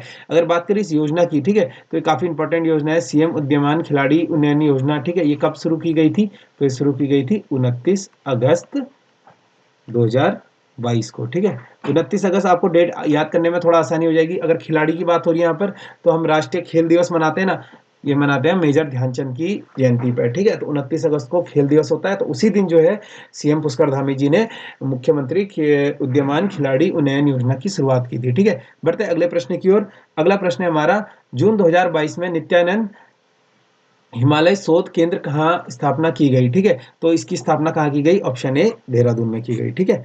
बढ़ते हैं अगले प्रश्न की ओर। राज्य में डिकारे शब्द संबंधित है, तो हमें बताना है राज्य में जो डिकारे शब्द है, ठीक है, तो डिकारे शब्द का किससे हो जाएगा? इसका हो जाएगा ऑप्शन बी मूर्ति से, ठीक है, मूर्ति शिल्प से, ठीक है। बात करें यहाँ पर ऑप्शन ए की चर्म शिल्प से, हमने देखा था, ठीक है। चर्म शिल्प कौन से लोग करते हैं? बढ़ई, बढ़ई या साकरी, ठीक है, बढ़ई या साकरी, सारकी, सॉरी, ठीक है, बढ़ैया सारकी हो जाएगा, बढ़ैया सारकी, ये क्या हो जाएंगे? चर्म शिल्प, ठीक है। और हमने देखा था काष्ठ शिल्प आता है, हमसे पूछा जाता है काष्ठ शिल्प, ठीक है, काष्ठ शिल्प से हो जाएगा राजी जनजाति, ठीक है, राजी जनजाति, ठीक है। कालीन उद्योग, ऑप्शन डी यहाँ पर हमारे पास कालीन उद्योग। तो कालीन उद्योग के लिए कौन सा शहर, उत्तराखंड का कौन सा जिला मशहूर है कालीन उद्योग के लिए? पिथौरागढ़ हो जाएगा, ठीक है, पिथौरागढ़, गढ़ हो जाएगा, ठीक है। बात करें पिथौरागढ़ में, तो यहाँ पर कौन सा पर्टिकुलर स्थान पूछ ले, तो धारचूला और मुंशियारी, ठीक है, धारचूला और मुंशियारी, ठीक है। ये हो जाएगा कालीन शिल्प के लिए। अगला प्रश्न देखते हैं हम, गोल्डन बॉय अभिनव बिंद्रा को पद्मश्री किस वर्ष मिला, ठीक है। तो गोल्डन बॉय, पहले तो यहाँ पर गोल्डन बॉय कौन है, अभिनव बिंद्रा, ठीक है। तो इन्हें पद्मश्री कब मिला, इन्हें मिला था पद्मश्री 2009 में, ठीक है। इसका ऑप्शन बी बिल्कुल से हो जाएगा 2009, ठीक है। तो अभिनव बिंद्रा जी, ये इनका संबंध कहाँ से है, इनका संबंध हो जाएगा देहरादून से, ठीक है, देहरादून से इनका संबंध हो जाएगा। अच्छा, ये इंपॉर्टेंट क्यों है, अभिनव बिंद्रा हमको पता है 2008 ओलंपिक, ठीक है, कभी कभी डायरेक्ट क्वेश्चन बन सकता है, 2008 ओलंपिक में जो व्यक्तिगत स्वर्ण पदक है वो किसने जीता था, अभिनव बिंद्रा जी ने, ठीक है, 2008 में ओलंपिक गोल्ड, ठीक है, इसको नोट करके लिखेगा, ओलंपिक गोल्ड जीता था, ठीक है, ओलंपिक गोल्ड किसने जीता था, अभिनव बिंद्रा ने जीता था, ठीक है। बात करें इनको राजीव गांधी खेल रत्न कब मिला था, ठीक है, राजीव गांधी खेल रत्न भी इन्हें मिला, जिसका अब नाम क्या हो चुका है, मेजर ध्यानचंद, ठीक है। तो यहाँ पर हम मेजर ध्यानचंद ही लिखेंगे, मेजर ध्यानचंद खेल रत्न पुरस्कार, ठीक है, खेल रत्न कब मिला था इन्हें, 2002 में, ठीक है। बढ़ते हैं अगले प्रश्न की ओर। अगला प्रश्न हमारा, दारमा घाटी का प्रवेश द्वार किसे कहा जाता है, तो यहाँ पर दारमा घाटी का जो प्रवेश द्वार है वो कहा जाता है सेला को कहा जाता है, ठीक है, ऑप्शन सी बिल्कुल सही हो जाएगा। बात करें ऑप्शन ए मुंशियारी, तो मुंशियारी क्या हो जाएगा, जोहार क्षेत्र का प्रवेश द्वार, ठीक है, ये हो जाएगा जोहार। काफी लोग ने इसका ऑप्शन ए मारा होगा जल्दी जल्दी दारमा देख के, ठीक है, लेकिन यहाँ पर जो मुंशियारी है वो क्या हो जाएगा, जोहार क्षेत्र का प्रवेश द्वार, ठीक है, जोहार क्षेत्र का प्रवेश द्वार, जोहार क्षेत्र का प्रवेश द्वार हो जाएगा हमारा मुंशियारी, ठीक है। बात करें मुंशियारी की, तो मुंशियारी का प्राचीन नाम हमने देखा है क्या है, तिकसेन, ठीक है, मुंशियारी का प्राचीन नाम हो जाएगा तिकसेन, ठीक है। अच्छा, एक और आता है, आपने देखा होगा केदारजू, ये काफी कंफ्यूज करता है, केदारजू, ठीक है, तो ये किसका उपनाम हो जाएगा, केदारजू थल केदार का, ठीक है, थल केदार। और क्या देखा है हमने, व्हाइट व्हाइट वाटर वंडर, ठीक है, व्हाइट वाटर वंडर, ठीक है, ये किसका उपनाम है, ये है कोडलिया, कोडलिया टीरी का, ठीक है, कोडिलिया कोडियाला टीरी का, ठीक है, ये हो जाएगा इसका उपनाम, ठीक है, इस चीज को नोट करके चलिएगा। अगला प्रश्न देखते हैं हम, उत्तराखंड में निम्न में किस जनपद में पुरुष जनसंख्या सर्वाधिक है, तो हमें बताना है कि किस जनपद में पुरुष जनसंख्या सर्वाधिक है, तो ये हो जाएगा ऑप्शन डी, यहाँ पर ऑप्शन डी यहाँ पर मिसप्रिंट हुआ है, ऑप्शन डी हो जाएगा हमारा हरिद्वार, ठीक है, हरिद्वार में, ठीक है, हरिद्वार में क्या है, जो पुरुष जनसंख्या है वो सर्वाधिक है, ठीक है। अगर बात करें हम उत्तराखंड की कुल जनसंख्या, देखिए क्वेश्चन आया हुआ है, उत्तराखंड की कुल जनसंख्या कितनी है, ठीक है, उत्तराखंड की कुल जनसंख्या कितनी है हमारी, ये हो जाएगी 1,86,02,92, ठीक है, ये हो जाएगी हमारी कुल जनसंख्या, ठीक है। इसमें से अगर बात करें सर्वाधिक जनसंख्या कहाँ निवास करती है, ये तो पुरुष की बात कर रहा है क्वेश्चन में यहाँ पर, लेकिन सर्वाधिक जनसंख्या आ जाए तो वो करती है सबसे ज्यादा हरिद्वार में, ठीक है, सबसे ज्यादा करती है, फर्स्ट नंबर पर हो जाएगा हरिद्वार, ठीक है, सेकंड पे हो जाएगा हमारा ये उधम सिंह नगर, ठीक है, उधम सिंह नगर हो जाएगा, और थर्ड पे हो जाएगा देहरादून, ठीक है। इन तीनों जिलों में राज्य की 51% जो जनसंख्या है वो निवास करती है, ठीक है, 51.91% जो जनसंख्या है पूरे हमारे उत्तराखंड की इन केवल इन तीन राज्यों में ही निवास करती है, ठीक है, अकेले 51% जनसंख्या। बात करें राज्य की पुरुष आबादी, ठीक है, राज्य की पुरुष आबादी कितनी है टोटल, पुरुष आबादी टोटल, पुरुष आबादी कितने परसेंट है हमारी पुरुष आबादी, ये हो जाएगी 50.93% जो है पुरुष आबादी है, ठीक है। बात करें टोटल महिला आबादी, महिला आबादी कितनी है हमारी, तो महिला आबादी है हमारी 49.07%, ठीक है। बात करें जनसंख्या की दृष्टि से राज्य का कौन सा स्थान है, ठीक है, तो ये हो जाएगा 21वां स्थान, ठीक है, इस चीज को नोट करिएगा, जो जनसंख्या की दृष्टि से राज्य का स्थान है वो स्थान है हमारा 21वां स्थान। अगला प्रश्न देख लेते हैं, NH34 पर कौन सा प्रमुख स्थल है, तो हमें बताना है NH34 पर कौन सा प्रमुख स्थल है, ठीक है, तो इसका ऑप्शन बी बिल्कुल से हो जाएगा गंगोत्री, ठीक है। ऑप्शन ए की बात करें बद्रीनाथ, ठीक है, बद्रीनाथ कौन से NH पर है, NH7 पर जाएगा, NH7 की और क्या विशेषता है, NH7 जो है राज्य का सबसे लंबा NH है, सबसे लंबा NH, ठीक है, लंबा NH हो जाएगा ये। अगर इसकी कभी लंबाई आ जाए तो इसकी लंबाई है 402.6 किलोमीटर। ठीक है, बात करें केदारनाथ की, तो केदारनाथ कौन से NH पर है? NH 107 पर। ठीक है, NH 107 पर हो जाएगा। यमुनोत्री कौन से NH पर है? तो यमुनोत्री हो जाएगा 134। ठीक है, ये नए वाले NH के अकॉर्डिंग है। ठीक है, चलते हैं अगले प्रश्न की ओर। अगला प्रश्न है हमारा, राज्य का पहला महिला बैंक कहाँ पर स्थित है? तो राज्य का पहला महिला बैंक हमें बताना है। ऑप्शन बी सही हो जाएगा, बंजारावाला। ठीक है, अगर बंजारावाला नहीं दिया हो ऑप्शन में कभी, देहरादून भी दिया हो तो देहरादून में। ठीक है, बंजारावाला कहाँ है? देहरादून में ही है। ठीक है, चलते हैं अगले प्रश्न की ओर। अगला प्रश्न है, किशोरियों हेतु सबला योजना कब से चलाई जा रही है? तो किशोरियों हेतु, ठीक है, सबसे पहले सबला योजना किसके लिए चल रही है? ठीक है, आपको ये नोट करना है, सबला योजना। और किसके लिए चल रही है? किशोरियों के लिए। कभी कभी डायरेक्ट क्वेश्चन दे देगा, सबला योजना का संबंध किससे है? ठीक है, महिलाओं से, बुजुर्गों से, बड़ों से। हमने देखा था अभी हाल फिलहाल में क्वेश्चन पूछा था। तो सबला योजना का संबंध है किशोरियों से। अगर ये बात करें कब से चलाई जा रही है, तो इसका ऑप्शन सी बिल्कुल सही हो जाएगा, 2010 से। हमने एक और योजना देखी थी, ठीक है, वंदे भारतम योजना। ठीक है, भारतम योजना, ये कब से चलाई जा रही है? ये चलाई जा रही है 9 फरवरी 2004 से। ठीक है, ये अगर कभी आ जाता है, वंदे मातरम जो योजना है किसके लिए चलाई जा रही है? ये चलाई जा रही है अपने आप में गर्भवती महिलाओं के लिए। ठीक है, गर्भवती महिलाओं के लिए। ठीक है, एक और आता है इसमें इंपॉर्टेंट, आपने देखा होगा 108। 108 सेवा काफी चर्चा में रहती है। 108 सेवा कब से शुरू हुई थी? 15 मई 2008 से शुरू की गई थी। ठीक है, कभी कभी इसका नाम आ जाता है, किसके नाम पर रखी है? तो पंडित दीनदयाल उपाध्याय। ठीक है, इस चीज को आप नोट कर लीजिएगा, पंडित दीनदयाल उपाध्याय जी के नाम पर रखी गई है। ठीक है, इसी के तर्ज में हमने देखी थी, गांव दराज में क्या चलाई जाती है? डोली सेवा। ठीक है, डोली सेवा। तो डोली सेवा जो योजना है उसका प्रारंभ कब से हुआ था? 17 अप्रैल 2012 से। ठीक है, बढ़ते अगले प्रश्न की ओर। अगला प्रश्न है हमारा, कुमाऊं मंडल विकास निगम की स्थापना किस वर्ष की गई? तो ऑप्शन ए बिल्कुल सही हो जाएगा, 1972 में की गई। किसकी? कुमाऊं मंडल विकास निगम। ठीक है, KMVN। ये भी पूछा गया प्रश्न है। ठीक है, अगला प्रश्न हमारा, भारत व म्यांमार के मध्य सीमा निर्धारण करने वाली पर्वत श्रेणी है? तो कौन सी पर्वत श्रेणी है? इसका हो जाएगा ऑप्शन सी, अराकानियोमा। ठीक है, ये क्या करती है? भारत और म्यांमार, ठीक है, भारत और म्यांमार के मध्य जो है सीमा निर्धारण करने वाली पर्वत श्रेणी है। ठीक है, अगला प्रश्न हमारा, महाबलीपुरम के रथ मंदिर का निर्माण किसने कराया था? तो यहाँ पर पूछ रहा है कि महाबलीपुर का रथ मंदिर किसने निर्माण कराया था? ऑप्शन डी से हो जाएगा, नरसिंह वर्मन प्रथम। ठीक है, तो नरसिंह वर्मन प्रथम कौन से वंश का था? ठीक है, ये पल्लव राजवंश का था। पल्लव राजवंश का शासक हो जाएगा। ठीक है, पल्लव राजवंश का शासक। ठीक है, अगर पूछेगा महाबलीपुरम का रथ मंदिर कहाँ है? ठीक है, तो इसे तो सबको पता है कि नरसिंह वर्मन ने कराया था निर्माण। लेकिन अगर पूछेगा ये कहाँ है, तो ये हो जाएगा अपने आप में तमिलनाडु में। ठीक है, तमिलनाडु में। ठीक है, अच्छा, इसका महेंद्र वर्मन कौन था? ये किसका पिता था? ये नरसिंह वर्मन का पिता था। इसने क्या करा था? कभी कभी क्वेश्चन आ जाएगा कि महाबलीपुरम के रथ मंदिर का निर्माण किसने करवाया था? ठीक है, निर्माण जो आरंभ किया था वो कहीं ना कहीं हम पढ़ते हैं इतिहास में, महेंद्र वर्मन ने किया था। लेकिन इसको जो पूर्ण कराया था वो कराया था नरसिंह वर्मन प्रथम ने। लेकिन जो इसका निर्माण पूर्ण रूप से आता है तो वो नरसिंह वर्मन ही आता है। तो महेंद्र वर्मन कौन है? ये हो जाएंगे नरसिंह वर्मन के पिता। ठीक है, ये हो जाएंगे नरसिंह वर्मन के पिता। ठीक है, बढ़ते हैं अगले प्रश्न की ओर। अगला प्रश्न है, किस प्राचीन भारतीय शासक को 100 युद्धों का विजेता माना जाता है? तो किस प्राचीन राजा को माना जाता है 100 युद्धों का प्राचीन?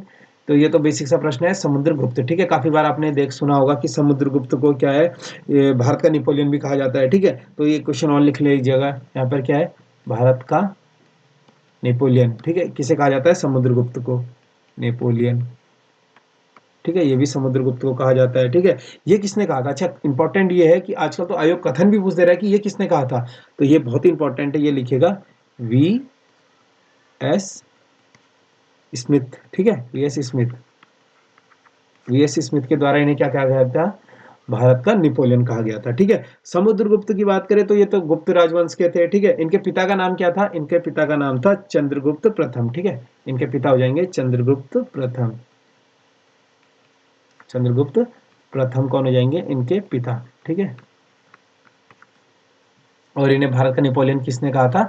वीएस स्मिथ ने। ठीक है, अगला प्रश्न देख लेते हैं। अगला प्रश्न है, लोकसभा का कार्यकाल 6 वर्ष से घटाकर 5 वर्ष किस संविधान संशोधन में किया गया? ठीक है, तो जो लोकसभा का कार्यकाल 6 से 5 वर्ष घटाकर किस संविधान संशोधन में कर दिया गया पूछ रहा है, तो इसका हो जाएगा ऑप्शन ए बिल्कुल सही, 44वां। ठीक है, तो लेकिन अगर बात करें कि किस कार्यकाल में से बढ़ाया गया था, कभी कभी पूछ देगा कि किसका लोकसभा का कार्यकाल 5 वर्ष से 6 वर्ष कब किया गया? ठीक है, तो ये किया गया 42वां संविधान संशोधन में। ठीक है, तो 42वें संविधान संशोधन से क्या करा? 5 वर्ष से 6 वर्ष कर दिया, लेकिन फिर बाद में क्या करा? 44वां संविधान संशोधन से 6 वर्ष से घटाकर 5 वर्ष कर दिया। ठीक है, बात करें 44वां संविधान संशोधन कब हुआ था, तो ये हुआ था 1978 में। ठीक है, कभी कभी प्रश्न देता है कब हुआ था? 1978 में।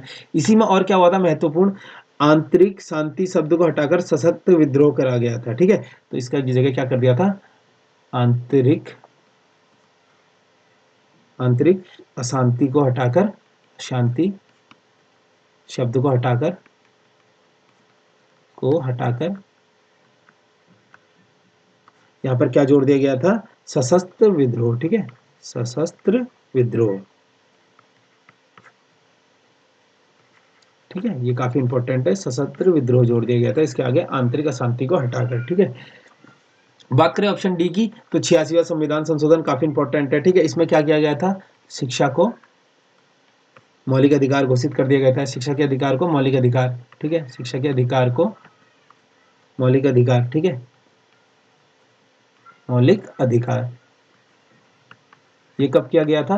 2002 में। ठीक है, काफी इंपॉर्टेंट प्रश्न है, इसको नोट करके चलिएगा। ठीक है, और किस आर्टिकल में जोड़ा गया था? कभी कभी आ जाता है, शिक्षा के अधिकार मौलिक अधिकार 86वें संविधान संशोधन से जोड़ा गया था, जो कि 2002 में हुआ था। अगर आर्टिकल पूछेगा किस आर्टिकल में जोड़ा गया था, तो ये जोड़ा गया था अनुच्छेद, ठीक है, अनुच्छेद 21 का ए में। ठीक है, ये जोड़ा गया था अनुच्छेद 21 का ए में। ठीक है, क्या जोड़ा गया था? शिक्षा का मौलिक अधिकार। ठीक है, अगला प्रश्न देख लेते हैं। अगला प्रश्न है, संविधान के किस भाग में सामाजिक एवं आर्थिक न्याय का वर्णन है? तो सामाजिक और आर्थिक न्याय, ठीक है, हमने पढ़ा है सामाजिक और आर्थिक न्याय जो है हमें मिलता है राज्य के नीति निर्देशक तत्वों में। ठीक है, राज्य के नीति निर्देशक तत्वों में। ठीक है, नीति निर्देशक तत्वों में। ठीक है, तो ये कौन सा हो जाएगा? नीति निर्देशक तत्व हो जाएंगे हमारा ऑप्शन सी भाग 4 में। ठीक है, बात करें ऑप्शन ए की, तो ऑप्शन ए में क्या है?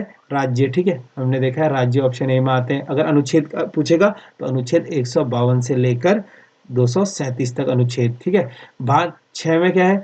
भाग 6 में है संघ। ठीक है, भाग 6 में हो जाएगा संघ। और भाग 6 की बात करेगा, भाग 5 की बात करेगा कि कहाँ से कहाँ तक अनुच्छेद है? 52 से लेकर 151 तक। ठीक है, और भाग 3, ठीक है, तो महत्वपूर्ण है हमारा। अगर कभी पूछा, एक क्वेश्चन आता है कि संविधान का मैग्ना कार्टा किसे कहा जाता है? ठीक है, तो मैग्ना कार्टा कहा जाता है संविधान का भाग 3 को। इसमें क्या है? भाग 3 में मौलिक अधिकार। ठीक है, तो है मौलिक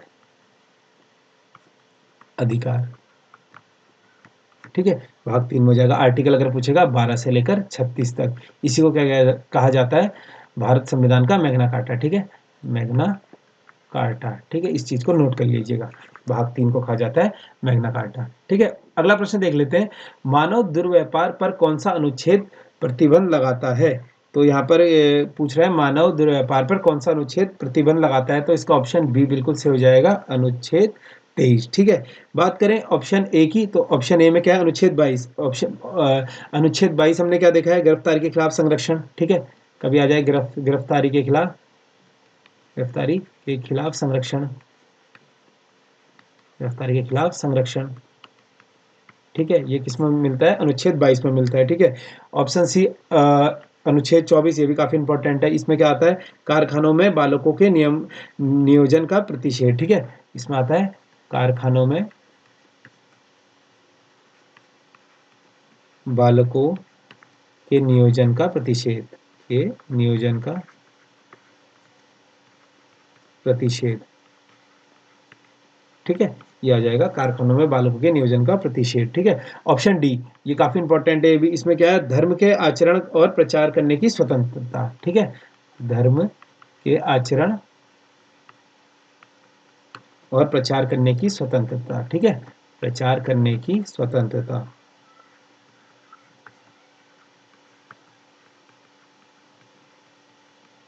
ठीक है, बढ़ते हैं अगले प्रश्न की ओर। अगला प्रश्न है हमारा, सार्वजनिक धन का संरक्षक किसे कहा जाता है? तो सार्वजनिक जो धन का संरक्षक होता है सभी को पता है, नियंत्रण एवं महालेखा परीक्षा यानी कैग, CAG। ठीक है, अगर बात करें CAG की तो ये कौन से अनुच्छेद में आता है? अनुच्छेद 148 से 151 तक। कभी कभी डायरेक्ट पूछ देता है कि कैग जो है कौन से आर्टिकल में है, तो कैग है हमारे 148 से लेकर 151 तक। ठीक है, अनुच्छेद यहाँ पे लिख लीजिएगा, अनुच्छेद। ठीक है, बात करें इसके कार्यकाल की तो CAG का कार्यकाल कितना होता है? 6 वर्ष या 65 साल की आयु तक। ठीक है, वर्तमान अगर कैग की बात करें, वर्तमान कैग कौन है हमारे, ये भी काफी इंपॉर्टेंट है, तो ये हमारे गिरीश चंद्र मुर्मू जी। ठीक है, ये हो जाएंगे गिरीश चंद्र मुर्मू। ठीक है, गिरीश चंद्र मुर्मू हो जाएगा, गिरीश चंद्र मुर्मू, गिरीश चंद्र मुर्मू जी हो जाएंगे हमारे कैग। ठीक है, बात करें कैग की नियुक्ति की तो कैग को कौन वो करता है नियुक्त? ये करता है राष्ट्रपति। ठीक है, अगर ऑप्शन यहाँ पर हम देख लेते हैं ऑप्शन बी। ठीक है, ऑप्शन बी क्या है? लोक लेखा समिति। ठीक है, तो लोक लेखा समिति आप सभी को पता है, लोक लेखा समिति, लोक लेखा समिति का जो गठन हुआ था वो कब हुआ था? 1921 में। ठीक है, किस अधिनियम के द्वारा आएगा? तो ये हो जाएगा अधिनियम 1921 के। ठीक है, यहाँ पर मैं आपको बता देता हूँ, लोक लेखा समिति कब की है? 1921 की है, लेकिन अधिनियम आ जाएगा किस अधिनियम के तहत बनी? तो इसका गठन हुआ था, ठीक है, गठन हुआ था 1919 के भारत सरकार अधिनियम। ठीक है, 1919 के भारत सरकार अधिनियम के द्वारा, 1919 के भारत सरकार अधिनियम के द्वारा, भारत सरकार अधिनियम। ठीक है, इसके द्वारा किया गया था। बात करें लोक लेखा समिति में सदस्य कितने होते हैं, तो इसमें होते हैं कुल 22 सदस्य। ठीक है, कुल होते हैं 22 सदस्य। ठीक है, इसमें कितने होते हैं, लोकसभा से कितने सदस्य होते हैं? 15 सदस्य होते हैं हमारे लोकसभा से। ठीक है, कभी कभी पूछ लेता है कि लोकसभा से कितने सदस्य होते हैं, तो 15 होते हैं, और 7 सदस्य कहाँ से होते हैं? राज्यसभा से। ठीक है, राज्यसभा। ठीक है, ये किस में होते हैं? लोक लेखा समिति में, जिसका गठन हुआ था 1921 में, लेकिन गठन किस अधिनियम पर हुआ था? 1919 के भारत सरकार अधिनियम के द्वारा। ठीक है, अगला प्रश्न देख लेते हैं, किस उच्च न्यायालय में बंद को असंवैधानिक घोषित किया गया? ठीक है, किस उच्च न्यायालय ने? बंद यानी यहाँ पर बंद का सीधा सीधा अर्थ है, बंद यानी हड़ताल। ठीक है, बंद का मतलब हो जाएगा यहाँ पर हड़ताल। ठीक है, इस चीज को काफी लोग कंफ्यूज हो रहे होंगे, यहाँ पर बंद का मतलब है हड़ताल। ठीक है, तो यहाँ पर किस उच्च न्यायालय ने किया गया था? तो इसका ऑप्शन ए बिल्कुल सही हो जाएगा, केरल उच्च न्यायालय में। ठीक है, कभी कभी आ जाएगा कब किया गया था, तो 1997 में। ठीक है, 1997 में किया गया था। बात करें केरल उच्च न्यायालय की तो इसकी केरल उच्च न्यायालय का गठन कब हुआ था? 1956 में। ठीक है, और केरल जो उच्च न्यायालय है इसके क्षेत्र अधिकार में कौन कौन आते हैं? एक तो केरल आ जाएगा, ठीक है, केरल प्लस लक्षद्वीप। ठीक है, लक्षद्वीप। ठीक है, ये भी काफी इंपॉर्टेंट प्रश्न है। इलाहाबाद उच्च न्यायालय की अगर मैं बात करूं तो इलाहाबाद उच्च न्यायालय क्या है, इसका गठन कब हुआ था? 11 जून 1866 को। ठीक है, गुवाहाटी उच्च न्यायालय महत्वपूर्ण उच्च न्यायालय है। ठीक है, इसका गठन हुआ था 1 मार्च 1948 को। ठीक है, इसके क्षेत्र अधिकार के अंदर, ठीक है, देखिए शायद भारत के सबसे ज्यादा क्षेत्र अधिकार गुवाहाटी उच्च न्यायालय के अंदर ही आते हैं, तो इसके अंदर कौन कौन से आते हैं? अरुणाचल प्रदेश आता है, अरुणाचल प्रदेश। ठीक है, अरुणाचल प्रदेश का क्षेत्र अधिकार इसी के अंदर आता है। ठीक है, अरुणाचल प्रदेश। ठीक है, ये हो जाएगा अरुणाचल प्रदेश। और कौन सा आता है? असम इसी के क्षेत्र अधिकार में आता है, मिजोरम इसी के क्षेत्र अधिकार में आता है। ठीक है, और नागालैंड। ठीक है, तो देख लीजिए कितने इंपॉर्टेंट है ये। ठीक है, अरुणाचल प्रदेश हो गया, असम, मिजोरम, नागालैंड, तीनों क्या आते हैं? गुवाहाटी जो उच्च न्यायालय उसके अंतर्गत आते हैं। ठीक है, ऑप्शन डी यहाँ पर है दिल्ली उच्च न्यायालय। ये भी पूछा गया प्रश्न है कि इसकी स्थापना कब होती है? इसकी स्थापना होती है 21 अक्टूबर 1966 को। ठीक है, अगला प्रश्न देख लेते हैं। अगला प्रश्न है, किस संविधान संशोधन द्वारा राष्ट्रपति के निर्वाचन विवादों को न्यायिक प्रशिक्षण से मुक्त कर दिया गया? तो इसका ऑप्शन बी बिल्कुल से हो जाएगा 39वां संविधान संशोधन। ठीक है, बढ़ते हैं अगले प्रश्न की ओर। अगला प्रश्न है, इंडियन मिरर नामक समाचार पत्र के संस्थापक कौन थे? तो इंडियन मिरर नामक जो समाचार पत्र था इसके संस्थापक थे ऑप्शन ए द्वारकानाथ टैगोर। ठीक है, ऑप्शन ए हो जाएगा इसका द्वारकानाथ टैगोर। बात करें ऑप्शन सी की तो ऑप्शन सी शशि कुमार घोष के द्वारा चलाया गया कौन सा पत्र था? ठीक है, अमृत बाजार पत्रिका। ठीक है, अमृत बाजार पत्रिका। ठीक है, ये किसने चलाई थी? शशि कुमार घोष ने। ठीक है, पत्रिका हो जाएगी अमृत बाजार पत्रिका, शशि कुमार घोष द्वारा। अच्छा, एक और आता है डिस्कवरी ऑफ इंडिया, आपने काफी बार सुना होगा डिस्कवरी ऑफ इंडिया। ठीक है, डिस्कवरी ऑफ इंडिया किसने चलाया था? जवाहरलाल नेहरू ने, ठीक है। डिस्कवरी ऑफ इंडिया ये चलाया था जवाहरलाल नेहरू ने, ठीक है। ये चलाया था जवाहरलाल नेहरू जी ने, ठीक है। एक हमने देखा था गीता रहस्य आता है, ठीक है। गीता रहस्य किसने चलाया था? गीता रहस्य चलाया था कहीं ना कहीं बाल गंगाधर तिलक जी ने, ठीक है। बाल गंगाधर तिलक ने, बाल गंगाधर तिलक, ठीक है। एक एक और पूछा जाता है, इंडिया विंस फ्रीडम, ठीक है। India wins freedom, India wins freedom. देखिए जो मैं आपको एक्स्ट्रा फैक्ट करा रहा हूँ काफी इंपॉर्टेंट है, ये वही एक्स्ट्रा फैक्ट हैं जो बार बार एग्जाम में पूछे जाते हैं, ठीक है। तो एक तो आपने पढ़ लिया इंडियन मिरर किसने चलाया था, ये अब सबको पता है, द्वारकानाथ टैगोर ने चलाया था। लेकिन इसी के साथ साथ हमने यहाँ पर क्या और कवर कर लिए, discovery of India Jawaharlal Nehru, Gita Rahasya Bal Gangadhar Tilak, ठीक है। अमृत बाजार पत्रिका शशि कुमार घोष, और इंडिया विंस फ्रीडम, ठीक है। ये काफी इंपॉर्टेंट है, इंडिया विंस फ्रीडम। अभी हमने देखा था ना मौलाना अब्दुल कलाम आजाद की एक पत्रिका आई थी, ठीक है। तो ये भी इन्होंने चलाई थी, ठीक है। मौलाना आजाद ने, ठीक है। मौलाना आजाद जी ने, ठीक है। ये भी इन्होंने चलाई थी। अगला प्रश्न है हमारा, सत्यार्थ सत्यार्थ प्रकाश दयानंद सरस्वती पुस्तक किस भाषा में लिखी थी? तो इसका ऑप्शन बी बिल्कुल से हो जाएगा, हिंदी भाषा में, ठीक है। सत्यार्थ प्रकाश दयानंद सरस्वती द्वारा, ठीक है। यहाँ पे इसको भी नोट करने वाली चीज है, सत्यार्थ प्रकाश दयानंद सरस्वती, ठीक है। किसकी पुस्तक थी? दयानंद सरस्वती की। क्या थी? सत्यार्थ प्रकाश। और किस भाषा में लिखी गई थी? तो हिंदी में लिखी गई थी, ठीक है। बढ़ते हैं अगले प्रश्न की ओर। आना सिक्के का प्रचलन मुख्यतः किस मुगल शासक ने किया? तो आना सिक्के, देखिए बहुत इंपॉर्टेंट है, इस बार हमसे क्वेश्चन पूछा गया था, आहत सिक्के, भारत में प्राचीनतम सिक्कों को क्या कहा जाता था? तो आहत सिक्के। तो कहीं ना कहीं आयोग मध्यकालीन भारत से भी काफी प्रश्न पूछता है, तो इसका हो जाएगा ऑप्शन सी, शाहजहां, ठीक है। आना सिक्कों का प्रचलन जो है मुख्यतः शाहजहां ने चलाया था, ठीक है। बात करें ऑप्शन ए की, यहाँ पर हमने देखा था अकबर के कार्यकाल में अकबर ने तीर्थ यात्री कर कब समाप्त किया था? ठीक है, तीर्थ यात्री कर, तीर्थ यात्रा कर, ठीक है, कब समाप्त किया था इसने? ये किया था 1563 में, ठीक है। अकबर के कार्यकाल में जजिया कर समाप्त किया था इसने, जजिया कर, जजिया कर कब समाप्त किया अकबर ने? 1564 में किया था, ठीक है। और क्या किया था अकबर ने? अकबर ने क्या किया था? इबादत खान की स्थापना की थी अकबर ने, ठीक है। इबादत खान, इबादत इबादत खान, ठीक है। इबादत खाने की स्थापना कब की थी इसने?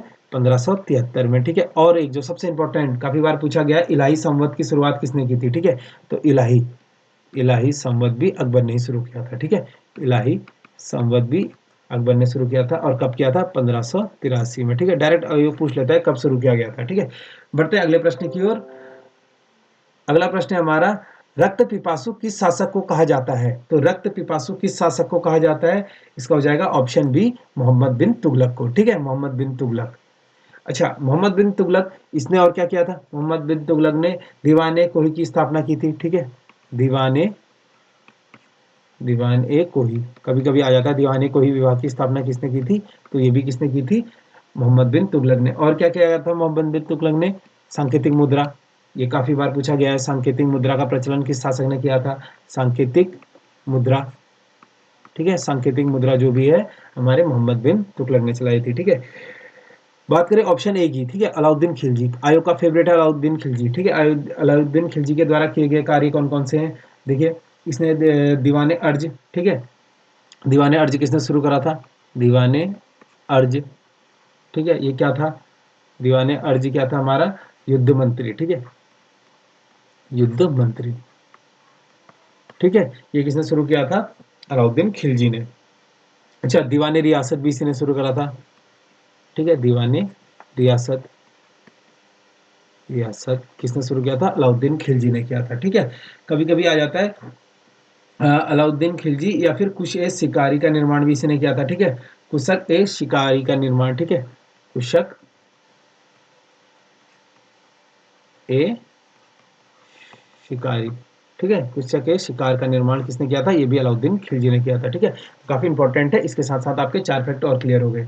अगला प्रश्न देख लेते हैं, वे आउट पैम्पलेट किसने जारी किया? तो यहाँ पर थोड़ा कंफ्यूज होंगे लोग, ठीक है। तो इसका पूरा अगर हमने देखा है था, कभी कभी वे भी पूछा जाता है, तो द वे आउट, ठीक है, द वे आउट हो जाएगा, ठीक है। द वे आउट पैम्पलेट पुस्तिका, ठीक है। पैम्पलेट, ये क्या थी? पुस्तक थी, ठीक है, ये थी पुस्तिका।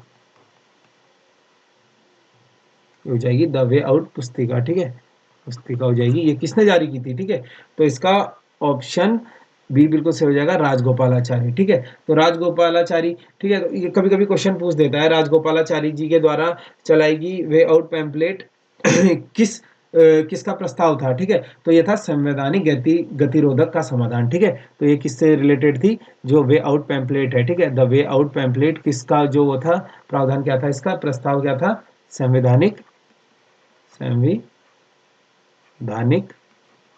गतिरोधक संवैधानिक गतिरोधक का समाधान, ठीक है, का समाधान इससे था ये द वे आउट पैम्पलेट जो चलाई थी राजगोपालाचारी जी ने, ठीक है। तो इसका कभी कभी पूछ देता है कि इसका प्रस्ताव क्या था, ठीक है, द वे का प्रस्ताव था संवैधानिक गतिरोधक का समाधान, ठीक है, समाधान हो जाएगा यहाँ पे, ठीक है, समाधान कर लीजिएगा इसे। अच्छा, राजगोपालाचारी जी के बारे में क्या आता है, और कि भारत के जो पहले गवर्नर जनरल, पहले भारतीय गवर्नर जनरल कौन थे, सी राजगोपालाचारी जी, ठीक है। कब थे, 1951 से लेकर 1952 तक भारत के प्रथम भारतीय गवर्नर जनरल ये रहे थे, ठीक है। अगला प्रश्न देख लेते हैं, निम्न में से अक्साई चीन किसका भाग है, तो अक्साई चीन जो है किसका भाग है, इसका हो जाएगा ऑप्शन सी बिल्कुल सही, लद्दाख का पठार, ठीक है। अक्साई चीन आपने देखा ना, लद्दाख की साइड से जो अक्साई चीन का भाग है। अगला प्रश्न देख लेते हैं, निम्न में से किस देश को 2022-24 के लिए एसोसिएशन ऑफ एशियन इलेक्शन के नए अध्यक्ष चुना गया है, तो ये किसे चुना गया है, ऑप्शन बी, भारत को चुना गया है, ठीक है। करंट अफेयर से रिलेटेड क्वेश्चन है। अगला प्रश्न है, वर्तमान में नीति आयोग के उपाध्यक्ष कौन है, तो नीति आयोग के उपाध्यक्ष हमसे पूछ रहा है, तो नीति आयोग के उपाध्यक्ष कौन है वर्तमान में, ऑप्शन ए, सुमन कुमार बैरी, ठीक है। काफी लोगों ने इसका परमेश्वरन अय्यर मारा होगा, ठीक है, लेकिन परमेश्वरन अय्यर क्या है, हमारे इस समय वर्तमान सीईओ है, ठीक है। तो परमेश्वरन अय्यर हो जाएंगे हमारे सीईओ, ठीक है, सीईओ हो जाएंगे किसके, नीति आयोग के। बात करें नीति आयोग की, तो नीति आयोग का जो अध्यक्ष होता है, नीति आयोग अध्यक्ष कौन होता है इसका, इसका अध्यक्ष होता है प्रधानमंत्री, ठीक है। अभी वर्तमान में कौन है, नरेंद्र मोदी जी, ठीक है। अगर बात करें नीति आयोग की स्थापना की, तो इसकी स्थापना कब होती है, 1 जनवरी 2015, ठीक है। ये अब बहुत से लोग सोचेंगे बेसिक सा क्वेश्चन है, ठीक है, लेकिन कभी कभी आ जाता है नीति आयोग की घोषणा कब हुई थी, ठीक है, लेकिन घोषणा आ जाएगा तो घोषणा कब की थी, 15 अगस्त 2014 को लाल किले से प्रधानमंत्री जी ने घोषणा की थी 15 अगस्त 2014 को। लेकिन अगर नीति आयोग का गठन पूछेगा तो इसका गठन हमेशा आएगा 1 जनवरी 2015 को, ठीक है, इसका गठन हो जाएगा। अच्छा, ये नीति आयोग किस चीज में काम करता है, तो आपने कभी कभी सुना है ना कि क्वेश्चन बन जाता है कि नीति आयोग क्या कार्य करता है, तो ये करता है सरकार के थिंक टैंक के रूप में, ठीक है, सरकार के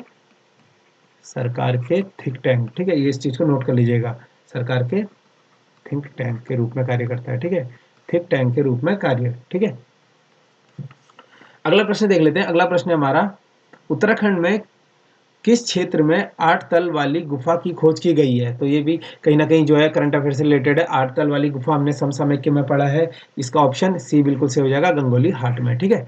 अगला प्रश्न देख लेते हैं, भारत का पहला पूर्ण विद्युतीकरण रेलवे जोन हाल ही में कौन सा बना है, तो भारत का पहला पूर्ण विद्युतीकरण रेलवे जोन हाल ही में कौन सा बना है, इसका ऑप्शन बी बिल्कुल से हो जाएगा, पश्चिमी मध्य रेलवे, ठीक है, पश्चिमी मध्य रेलवे। बात करें वर्तमान में भारतीय रेलवे के कितने जोन है, तो इस समय वर्तमान में जोन कितने हैं, 18 जोन है, ठीक है। 18वां जोन कौन सा है, ठीक है, 18वां जोन हो जाएगा हमारा दक्षिणी तटीय रेलवे, ठीक है, दक्षिणी तटीय रेलवे, ठीक है, दक्षिणी तटीय रेलवे, ठीक है, दक्षिणी तटीय रेलवे हो जाएगा 18वां जोन, ठीक है। अगर इसका मुख्यालय की बात करें, ठीक है, मुख्यालय कहाँ हो जाएगा इसका, विशाखापट्टनम में, ठीक है, विशाखापट्टनम, ठीक है, विशाखापट्टनम में इसका मुख्यालय हो जाएगा। और 18वां जोन कौन सा है, दक्षिणी तटीय रेलवे, ठीक है। अगला क्वेश्चन देखते हैं हम। अगला क्वेश्चन है हमारा, ब्रिक्स 2023 के शिखर सम्मेलन की अध्यक्षता कौन करेगा, तो ब्रिक्स, ठीक है, सबसे पहले यहाँ पर ब्रिक्स की एक बार देख लेते हैं, ब्रिक्स BRICS, ठीक है, तो बी से हो जाएगा हमारा ब्राजील, ठीक है, सभी को पता होगा, कभी कभी दे देता है कि ब्रिक्स में कौन सा देश शामिल नहीं है, ठीक है, तो ब्राजील हो जाएगा। आर से हो जाएगा हमारा रशिया, ठीक है, रशिया हो जाएगा। आई से हो जाएगा इंडिया, ठीक है। सी से हो जाएगा चाइना, ठीक है, यहाँ पे कंफ्यूज करते हैं काफी लोग, कनाडा ऑप्शन में दे देगा वो, और आप सी ढूंढते रहोगे तो सी में कनाडा चाइना दोनों देगा, तो वहां पे क्या होगा, चाइना होगा, ठीक है। तो एस से हो जाएगा साउथ अफ्रीका, ठीक है, साउथ अफ्रीका, ठीक है। तो ब्रिक्स में कितने देश हैं, कुल 5 देश हैं, ठीक है। कौन कौन से मैंने आपको बता दिया है। अगर ब्रिक्स की स्थापना की बात करें तो इसकी स्थापना को लेकर काफी कंट्रोवर्सीज हैं, लेकिन आयोग जो देता है वो 2006 देता है, ठीक है। ब्रिक्स की स्थापना जो आती है 2006 की आती है, ठीक है। और पहला सम्मेलन पूछेगा इसका, पहला सम्मेलन कब हुआ था? इसका पहला सम्मेलन हुआ था 2009 में, ठीक है। 2009 में इसका पहला सम्मेलन हुआ था। अच्छा, दक्षिण अफ्रीका इसका सदस्य कब बना? ठीक है, तो इसका दक्षिण अफ्रीका सदस्य बना था 2010 में, ठीक है। तो यहाँ पर क्वेश्चन था हमारा, ब्रिक्स 2023 शिखर सम्मेलन की अध्यक्षता कौन करेगा? तो इसका ऑप्शन सी बिल्कुल सही हो जाएगा, दक्षिण अफ्रीका करेगा, ठीक है। सॉरी, ऑप्शन बी बिल्कुल सही हो जाएगा, दक्षिण अफ्रीका, ठीक है। बढ़ते हैं अगले प्रश्न की ओर। अगला प्रश्न है हमारा, हाल ही में लॉन्च किया गया निश्चय 2.0 पोर्टल का संबंध है, ठीक है। तो हाल ही में जो लॉन्च किया गया निश्चय 2.0 पोर्टल का संबंध किससे बताना है? तो इसका संबंध हो जाएगा ऑप्शन बी, टीबी से, ठीक है। टीबी का फुल फॉर्म होता है ट्यूबरक्लोसिस, ठीक है। अगला प्रश्न देख लेते हैं, डूरंड कप का 131वां संस्करण किसने जीता? तो हमें बताना है कि डूरंड कप का जो 131वां संस्करण है वो किसने जीता? तो यहाँ पर हो जाएगा option B, Bengaluru football club ने, ठीक है। तो इसके कप्तान आ जाएगा, ठीक है। इसके कप्तान कौन थे? सुनील छेत्री जी, ठीक है। सुनील छेत्री, ठीक है। सुनील छेत्री इसके क्या हो जाएंगे? कप्तान हो जाएंगे, ठीक है। सुनील छेत्री इसके कप्तान हो जाएंगे। और इंपॉर्टेंट क्यों है ये, ठीक है? डूरंड कप इस बार इंपॉर्टेंट क्यों है? क्योंकि ये बेंगलोर ने जो है पहली बार जीता है, ठीक है। बेंगलुरु ने जो है पहली बार जीता है, पहली बार जीता। किसने जीता? बेंगलुरु ने, ठीक है। डूरंड कप 131वां। और कभी कभी क्वेश्चन बन जाता है डूरंड कप का संबंध किससे है? तो डूरंड कप का संबंध हो जाएगा हमारा फुटबॉल से हो जाएगा, ठीक है, सीधा सीधा। और यहाँ पर पूछेगा कि बंगलुरु जो फुटबॉल क्लब है वो किसे हराकर जीता था? तो ये हराकर जीता था मुंबई को, ठीक है। मुंबई सिटी एफसी को, ठीक है। मुंबई सिटी एफसी को, ठीक है। एफसी का मतलब यहाँ पे फुटबॉल क्लब हो जाएगा, ठीक है। मुंबई सिटी एफसी को हराकर जीता था बेंगलुरु ने 131वां डूरंड कप का खिताब, जिसके कप्तान थे सुनील छेत्री, ठीक है। अगला प्रश्न देख लेते हैं हम। अगला प्रश्न है हमारा, रीजनिंग का है, ठीक है। यहाँ पर रीजनिंग का है 1 4 14 46 146, ठीक है। अगला पद कौन सा होगा? तो सिंपल सा है ये, ठीक है। 1 इंटू 3 प्लस 1 इक्वल टू 4 हो जाएगा, ठीक है। ये इसी तरीके से 4 इंटू 3 प्लस 2 इक्वल टू 14 हो जाएगा। इसी तरीके से 14 इंटू 3 प्लस 4 हो जाएगा, ठीक है। ये कितना हो जाएगा? 46 हो जाएगा। ये कितना हो जाएगा? 46 इंटू 3 प्लस 8 इक्वल टू 146 हो जाएगा। अब इसी तरीके से हम देखना है 146 इंटू 3 प्लस 16 इक्वल टू 5 तो इसका ऑप्शन बी बिल्कुल सही हो जाएगा, ठीक है। तो ये आपने देखना है ना, यहाँ पर 4 को 3 में 4 को 3 से इंटू करेंगे प्लस 2 कर देंगे तो 14 आ जाएगा, ठीक है। उसी तरीके से 14 को फिर से इस संख्या को हम 3 से इंटू करेंगे, उसके दुगने से मल्टीप्लाई कर देंगे, प्लस ऐड कर देंगे, ठीक है। 46 को हम क्या करेंगे? 3 से इंटू करेंगे, 4 का दुगना 8 ऐड कर देंगे। उसी तरीके से 146 को हम 3 से गुणा करेंगे और उसमें उस 8 का दुगना 16 ऐड कर देंगे तो 454 आ जाएगा, ठीक है। अगला प्रश्न देखते हैं। अगला प्रश्न कह रहा है हमसे, राम किसी स्थान से उत्तर दिशा की ओर 10 किलोमीटर चलता है। तो ठीक है, यहाँ से राम को पहले चला लेते हैं। यहाँ से राम किसी दिशा से उत्तर की ओर 10 किलोमीटर चलता है, यानी कोई ये दिशा हो गई। यहाँ से राम क्या करता है? उत्तर दिशा की ओर 10 किलोमीटर चलता है, ठीक है। 10 किलोमीटर यहाँ चलता है। फिर कह रहा है दाईं ओर मुड़कर 15 किलोमीटर जाता है, यानी दाईं ओर मुड़ा 15 किलोमीटर गया, ठीक है। फिर कह रहा है बाईं ओर मुड़कर 8 किलोमीटर चलता है, तो बाईं ओर ऊपर की साइड हो जाएगा, ठीक है। यहाँ 8 किलोमीटर चलता है। फिर कह रहा है दक्षिण की ओर मुड़कर 25 किलोमीटर चलता है, ठीक है। तो दक्षिण की ओर आएगा तो यहाँ से 25 किलोमीटर चलता है, यानी ये कहीं ना कहीं यहाँ से चलेगा, यहाँ तक 25 किलोमीटर चल गया, ठीक है। 25 किलोमीटर चलता है। फिर दाईं मुड़कर 15 मीटर चलता है, ठीक है। 15 किलोमीटर चलता है दाएं मुड़कर, ठीक है। तो इधर की साइड आ जाएगा। तो राम किस दिशा में जा रहा है? तो अब राम ने यहाँ से शुरू किया था, तो इसको मैं ज्यूम कर लेंगे इस तरीके से, ये मैप बना लेते हैं हम यहाँ पर, ठीक है। ये हो जाएगी हमारी उत्तर दिशा, ठीक है। ये हो जाएगी हमारी पूर्व दिशा, ठीक है। ये हो जाएगी पश्चिम दिशा और ये हो जाएगी दक्षिण दिशा, ठीक है। तो राम किस तरफ जा रहा है? तो राम किस तरफ जा रहा है? पश्चिम दिशा। ऑप्शन सी बिल्कुल सही हो जाएगा, पश्चिम दिशा की ओर जा रहा है, ठीक है। तो बढ़ते हैं अगले क्वेश्चन की ओर। अगला क्वेश्चन है हमारा, गलत युग्म का चयन करें। तो हमें गलत युग्म का चयन करना है। तो यहाँ पर क्या है? लोह अयस्क कुंद्रेमुख बिल्कुल सही है, ठीक है। तांबा खेतड़ी ये भी बिल्कुल सही है, ठीक है। तो मैग्नीज कोरापुट बिल्कुल ये गलत हो जाएगा, ठीक है। ऑप्शन सी बिल्कुल गलत हो जाएगा, ठीक है। और कोयला सिरनेगी हो जाएगा, ठीक है। अगला प्रश्न देख लेते हैं हम, यदि V को 44 FAT को 54 तो लेट को क्या लिखा जाएगा, ठीक है। तो V यानी यहाँ पे V को 44 लिख रहे हैं, तो V कितना होता है हम सभी को पता है। V का हमने देखा था, V होता है हमारा 22 पे, ठीक है। तो 22 इंटू 2 कर देंगे, कितना हो जाएगा? 44 हो जाएगा। उसी तरीके से ए टी, तो एफ कितना होता है हमारा, एफ होता है 6, ए होता है 1 और टी होता है 20। इन तीनों को ऐड कर देंगे, कितना हो जाएगा 6, 1 7 और 27, ठीक है। टोटल इनको ऐड करने पे 27 आ रहा है, ठीक है। 27 को 2 से गुणा करेंगे, कितना आ जाएगा 54।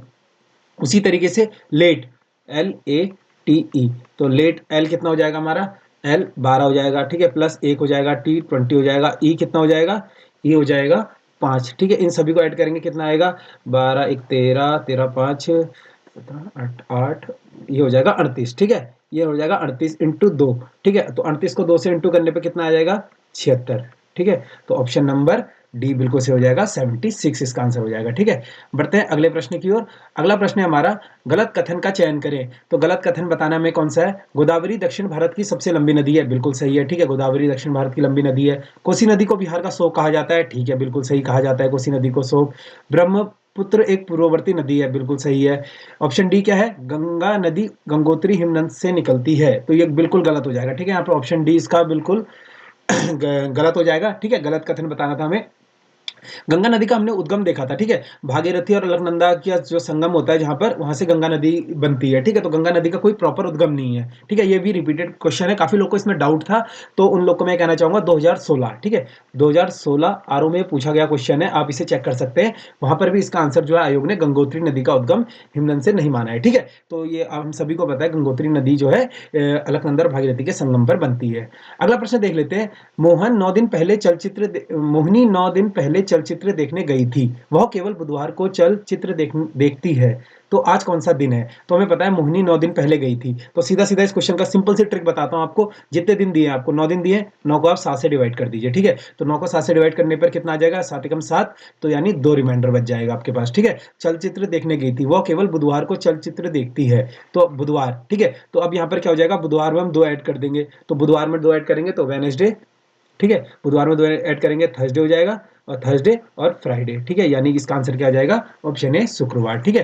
तो जितने दिन पहले चलचित्र देखने गई है उसको डिवाइड कर देंगे हम 7 से, जितना रिमाइंडर आएगा उसको दिए गए हुए दिन में ऐड कर देंगे, ठीक है। तो बुधवार प्लस 2 क्या होता है, शुक्रवार। अगला प्रश्न देख लेते हैं हम। दी गई आकृति में त्रिभुजों की संख्या ज्ञात कीजिए। तो ये तो सिंपल बेसिक सा था, इसमें आपने त्रिभुज गिन लिए होंगे, ठीक है। तो इसका ऑप्शन डी बिल्कुल सही था, 27 त्रिभुज इसका आंसर आ रहा था, ठीक है। अब बढ़ते हैं अगले प्रश्न की ओर। अगला प्रश्न है हमारा, यहाँ पर हमें लुप्त संख्या ज्ञात करनी है, ठीक है। तो ये काफी अच्छा क्वेश्चन था, काफी लोग को इस क्वेश्चन करने में दिक्कत आई होगी, ठीक है। तो इस क्वेश्चन को बता देता हूं मैं एक बार। यहाँ पर क्या है हमें पहली और दूसरी संख्या को जो है माइनस करना है, ठीक है। 28 में से हम क्या माइनस कर देंगे, 8 माइनस कर देंगे, और इसका गुणा किससे कर देंगे, 3 से कर देंगे, तो कितना आ जाएगा हमारे पास, ठीक है। 28 में से 8 गया, आ जाएगा 20, ठीक है। और 20 में से 20 को गुणा कर देंगे 3 से, तो कितना हो जाएगा 60 हो जाएगा, ठीक है। इसी तरीके का लॉजिक हमें दूसरे में भी लगाना है। दूसरे में हमें माइनस करना है, 7 में से 3 माइनस कर देंगे, ठीक है। इसको गुणा 3 से कर देंगे, तो 7 में से 3 गया, कितना हो जाएगा 4 हो जाएगा। 4 का गुणा 3 से करेंगे तो 12 आ जाएगा, ठीक है। तो बीच वाली संख्या आ जाएगी हमारे पास, ठीक है।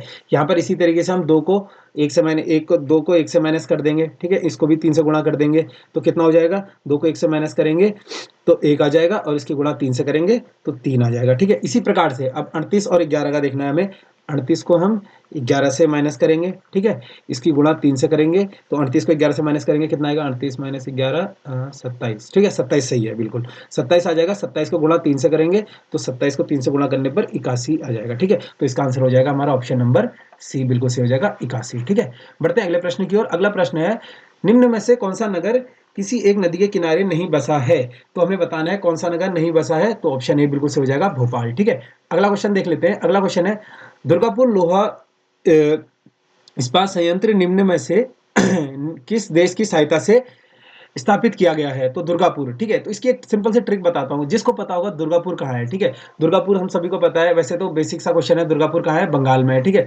तो बंगाल में है, तो यहाँ पर क्या हो जाएगा, इसका आंसर ऑप्शन सी ब्रिटेन, ठीक है। अब दुर्गापुर संयंत्र अगर पूछे किसकी सहायता से बना है, ब्रिटेन, तो आपको अगर याद नहीं हो रहा है तो आपको ऐसे याद करना है, सिंपली दुर्गापुर हो जाएगा आपका बंगाल में, तो WB यानी वेस्ट बंगाल हो जाएगा, और बी फॉर ब्रिटेन हो जाएगा, ठीक है। आपका बी फॉर ब्रिटेन हो जाएगा, और वेस्ट बंगाल इसका होता है, ठीक है। बी फॉर ब्रिटेन हो जाएगा, ठीक है। दुर्गापुर ब्रिटेन की सहायता से। इसी तरीके से हमने देखा था कि हमने राउरकेला, राउरकेला किसकी सहायता से, राउरकेला का संयंत्र उड़ीसा में है, ठीक है, जर्मनी की सहायता से, ठीक है। राउरकेला वाला देखा था हमने, राउरकेला कहाँ पर है, उड़ीसा में हो जाएगा, ठीक है। सबसे पहले तो उड़ीसा में। और किसकी सहायता से बना है ये बना है हमारे जर्मनी की सहायता से, ठीक है। और ये कब बना था? 1959 में, ठीक है। इसी प्रकार से हमने देखा था भिलाई, ठीक है। भिलाई का है हमारा छत्तीसगढ़ में हो जाएगा। ये काफी इंपॉर्टेंट टॉपिक है, आपने देखा होगा, बार बार आयोग यहाँ से क्वेश्चन पूछता है, ठीक है। भिलाई हो जाएगा हमारा छत्तीसगढ़ में, ठीक है। छत्तीसगढ़ में हो जाएगा, ठीक है। भिलाई किसकी सहायता से बना था? सोवियत संघ, ठीक है। सोवियत संघ, ठीक है, यानी रशिया की सहायता से, ठीक है। ये कब बना था? ये भी 1959 में ही बना था, ठीक है। बढ़ते हैं अगले प्रश्न की ओर। अगला प्रश्न है, कौन सा भारतीय राज्य समुद्री उत्पादों का सबसे बड़ा निर्यातक राज्य है? तो इसका ऑप्शन बी बिल्कुल सही हो जाएगा, केरल राज्य, ठीक है। अगला प्रश्न देख लेते हैं, एंड्रॉइड ऑपरेटिंग सिस्टम किस प्रकार के सोर्स ऑपरेटिंग सिस्टम का उदाहरण है? तो एंड्रॉइड ऑपरेटिंग सिस्टम किस प्रकार के सोर्स ऑपरेटिंग सिस्टम का उदाहरण है, ये हमें बताना है। तो इसका आंसर डी हो जाएगा, ओपन सोर्स ऑपरेटिंग सिस्टम, ठीक है। अगला प्रश्न देख लेते हैं हम, एक डिस्क पर एक चक्र क्या कहलाता है? तो एक डिस्क पर एक चक्र क्या कहलाता है? इसका हो जाएगा ऑप्शन ए बिल्कुल सही, ट्रैक, ठीक है। एक डिस्क पर जो एक चक्र हो वो क्या कहलाता है? ट्रैक, ठीक है। अगला प्रश्न देख लेते हैं, ज्वालामुखी फटने पर प्रकृति के किस चक्र का प्रभाव पड़ता है? प्रकृति किस चक्र का प्रभाव पड़ता है? तो हमें बताना है ज्वालामुखी फटने पर, ठीक है। इसका ऑप्शन हो जाएगा ऑप्शन सी, फास्फोरस चक्र का, ठीक है। अगला प्रश्न देख लेते हैं हम, इनपुट डिवाइस जिसे माइक्रोसॉफ्ट ऑफिस में काम करने के लिए प्रयोग में लिया जाता है, ठीक है। इनपुट डिवाइस बताना है हमें जिसे माइक्रोसॉफ्ट ऑफिस में काम करने के प्रयोग में लिया जाता है, वो कौन सा है? ये हो जाएगा ऑप्शन बी बिल्कुल सही, जॉयस्टिक, ठीक है। ऑप्शन बी जॉयस्टिक हो जाएगा इसका, ठीक है। अगला प्रश्न देख लेते हैं हम। अगला प्रश्न क्या है हमारा, तत्व तत्वों की अ, अवर्णता सारणी का जनक किसे कहा जाता है? तत्वों की अवर्ता सारणी का जनक किसे कहा जाता है? तो इसका ऑप्शन डी बिल्कुल सही हो जाएगा। ऑप्शन डी क्या है हमारे पास? मेडेलिफ, ठीक है। मेडेलिफ हो जाएगा इसका आंसर, ऑप्शन डी बिल्कुल सही हो जाएगा, ठीक है। अगला प्रश्न देखते हैं। अगला प्रश्न क्या कह रहा है, राष्ट्रीय संचारी रोग संस्थान कहाँ स्थित है? तो हमें बताना है राष्ट्रीय संचारी रोग संस्थान कहाँ स्थित है। ऑप्शन बी बिल्कुल सही हो जाएगा, नई दिल्ली में, ठीक है। बढ़ते अगले प्रश्न की ओर। अगला प्रश्न कह रहा है, कौन सी धातु अर्धचालक की भांति ट्रांजिस्टर में प्रयोग होती है? तो अर्धचालक मतलब यहाँ पर क्या कह रहा है, सीधा सीधा सेमीकंडक्टर, ठीक है। तो इसका ऑप्शन ए बिल्कुल सही हो जाएगा, जर्मेनियम, ठीक है। तो यहाँ पर अर्धचालक सेमीकंडक्टर उन पदार्थों को कहते हैं जिनकी विद्युत चालकता चालकों से कम होती है, ठीक है, कम से अधिक होती है, ठीक है। जैसे एग्जांपल हम देख लेते हैं, यहाँ पर कांच होता है, तांबा होता है, ठीक है। ये सभी क्या है जहाँ पर सेमीकंडक्टर में चालकता कम होती है, ठीक है। और इसके एग्जांपल और अगर कभी आ जाए, कौन कौन से एग्जांपल है, तो सिलिकॉन इसी का एग्जांपल होता है, ठीक है। सिलिकॉन लिख लीजिएगा आप, सिलिकॉन इसका एग्जाम्पल होता है, ठीक है। और कौन सा एग्जाम्पल होता है इसका? सल्फाइड इसका एग्जाम्पल होता है, ठीक है। सल्फाइड सल्फाइड इसका एग्जाम्पल होता है, ठीक है। बढ़ते अगले प्रश्न की ओर। अगला प्रश्न है, विश्व की सबसे भारी धातु का नाम क्या है? तो विश्व की सबसे भारी धातु हमें बतानी है, इसका नाम क्या है? ओस्मियम, ठीक है। ऑप्शन सी बिल्कुल से हो जाएगा, ओस्मियम, ठीक है। अगला प्रश्न देख लेते हैं हम। अगला प्रश्न है हमारा, ध्वनि का वेग सबसे कम किसमें होता है? तो हमें बताना है ध्वनि का वेग सबसे कम किसमें होता है। तो इसका ऑप्शन बी बिल्कुल से हो जाएगा, गैस में होता है, ठीक है। हमने पढ़ा है ना, ध्वनि सबसे कम जिसमें वेग होता है वो किसमें होता है? गैस में होता है, ठीक है। ठोस में ध्वनि जो है गति अधिकतम होती है, जो ठोस में होता है ध्वनि की गति जो होती है अधिकतम होती है, ठीक है। अधिकतम अधिकतम, ठीक है, अधिकतम होती है ठोस में, ठीक है। फिर यह तरल में और यह गैस में सबसे धीमी होती है, ठीक है। तरल और गैस में सबसे धीमी होती है, यहाँ पर गैस भी तरल भी कर लीजिएगा, ठीक है। तरल और गैस में सबसे धीमी होती है, ठीक है। धीमी धीमी कर लीजिएगा इसको, तरल और गैस में सबसे धीमा होता है, ठीक है। अगला प्रश्न देख लेते हैं हम। अगला प्रश्न कह रहा है, भोजन में उपस्थित शर्करा को माल्टोज में कौन बदलता है? तो भोजन में उपस्थित शर्करा को माल्टोज में कौन बदलता है? ऑप्शन डी टाइलिन हो जाएगा, ठीक है। ऑप्शन डी टाइलिन इसका बिल्कुल सही हो जाएगा। बढ़ते हैं अगले प्रश्न की ओर। अगला प्रश्न है, मानव शरीर में रक्त कहाँ शुद्ध होता है? तो मानव शरीर में रक्त कहाँ शुद्ध होता है, ये हमें बताना है। मानव शरीर में रक्त जो शुद्ध होता है, ऑप्शन सी वक्र, ठीक है, वृक्क में हो जाएगा, ठीक है। अगला प्रश्न देख लेते हैं, विटामिन डी का रासायनिक नाम क्या है? तो हमें बताना है विटामिन डी का रासायनिक नाम क्या है यहाँ पर, ठीक है। तो विटामिन डी का रासायनिक नाम हो जाएगा हमारे पास ऑप्शन बी बिल्कुल सही हो जाएगा, कैल्सीफेरल, ठीक है। कैल्सीफेरल हो जाएगा। अगर बात करें हम ऑप्शन ए की, तो ऑप्शन ए क्या है? एस्बोरिक एसिड किसे कहते हैं? एस्बोरिक एसिड हो जाएगा हमारा विटामिन सी, ठीक है, विटामिन सी, विटामिन सी हो जाएगा, एस्बोरिक एसिड। ठीक है, बात करें हम ऑप्शन सी की, तो रेटिनॉल क्या हो जाता है, विटामिन ए। ठीक है, विटामिन ए हो जाएगा रेटिनॉल। ठीक है, और क्या होता है हमारे पास, एक हमने देखा था थाइमीन किसे कहते हैं, थाइमीन होता है हमारा विटामिन V1। ठीक है, थाइमिन होता है विटामिन V1। ये काफी इंपॉर्टेंट है, विटामिन एक बार आप देख के चले जाइएगा। ठीक है, अगला प्रश्न देख लेते हैं, निम्न में से कौन सा रोग वायरस द्वारा फैलता है। तो हमें बताना है कौन सा रोग वायरस द्वारा फैलता है, तो ऑप्शन डी इसका सही हो जाएगा। ये सभी रोग जो है वायरस के द्वारा फैलते हैं। ठीक है, चाहे एड्स हो, खसरा हो, चेचक हो, सभी रोग जो है वायरस के द्वारा फैलते हैं। अगला प्रश्न है हमारा, कौन सा पौधा कवक एवं शैवाल का परस्पर संबंधित दिखाता है। तो ये क्वेश्चन कहीं ना कहीं हमने देख चुके हैं पहले से एग्जाम में, काफी इंपॉर्टेंट प्रश्न ये है, तो इसका ऑप्शन डी बिल्कुल सही हो जाएगा, लाइकेन। ठीक है, अगला प्रश्न है हमारा और आज का अंतिम प्रश्न है, निम्न में से कौन सा एक जल में धनुशील विटामिन है। तो जल में धनुशील विटामिन कौन सा है, ऑप्शन बी बिल्कुल सही हो जाएगा, विटामिन सी। ठीक है, तो ये थे हमारा कनिष्ठ सहायक का जो हमारा प्रॉपर बैच चल रहा है उसके 100 प्रश्न। उम्मीद करता हूँ आपका क्वेश्चन अच्छे जा रहे होंगे, आपको प्रश्न अच्छे लग रहे होंगे। अगर आपकी कोई डाउट या क्वेरीज होती है तो आप हमें मैसेज कर सकते हैं। वीडियो को देखने के लिए बहुत बहुत धन्यवाद, मिलते हैं आपसे अगले क्लास में।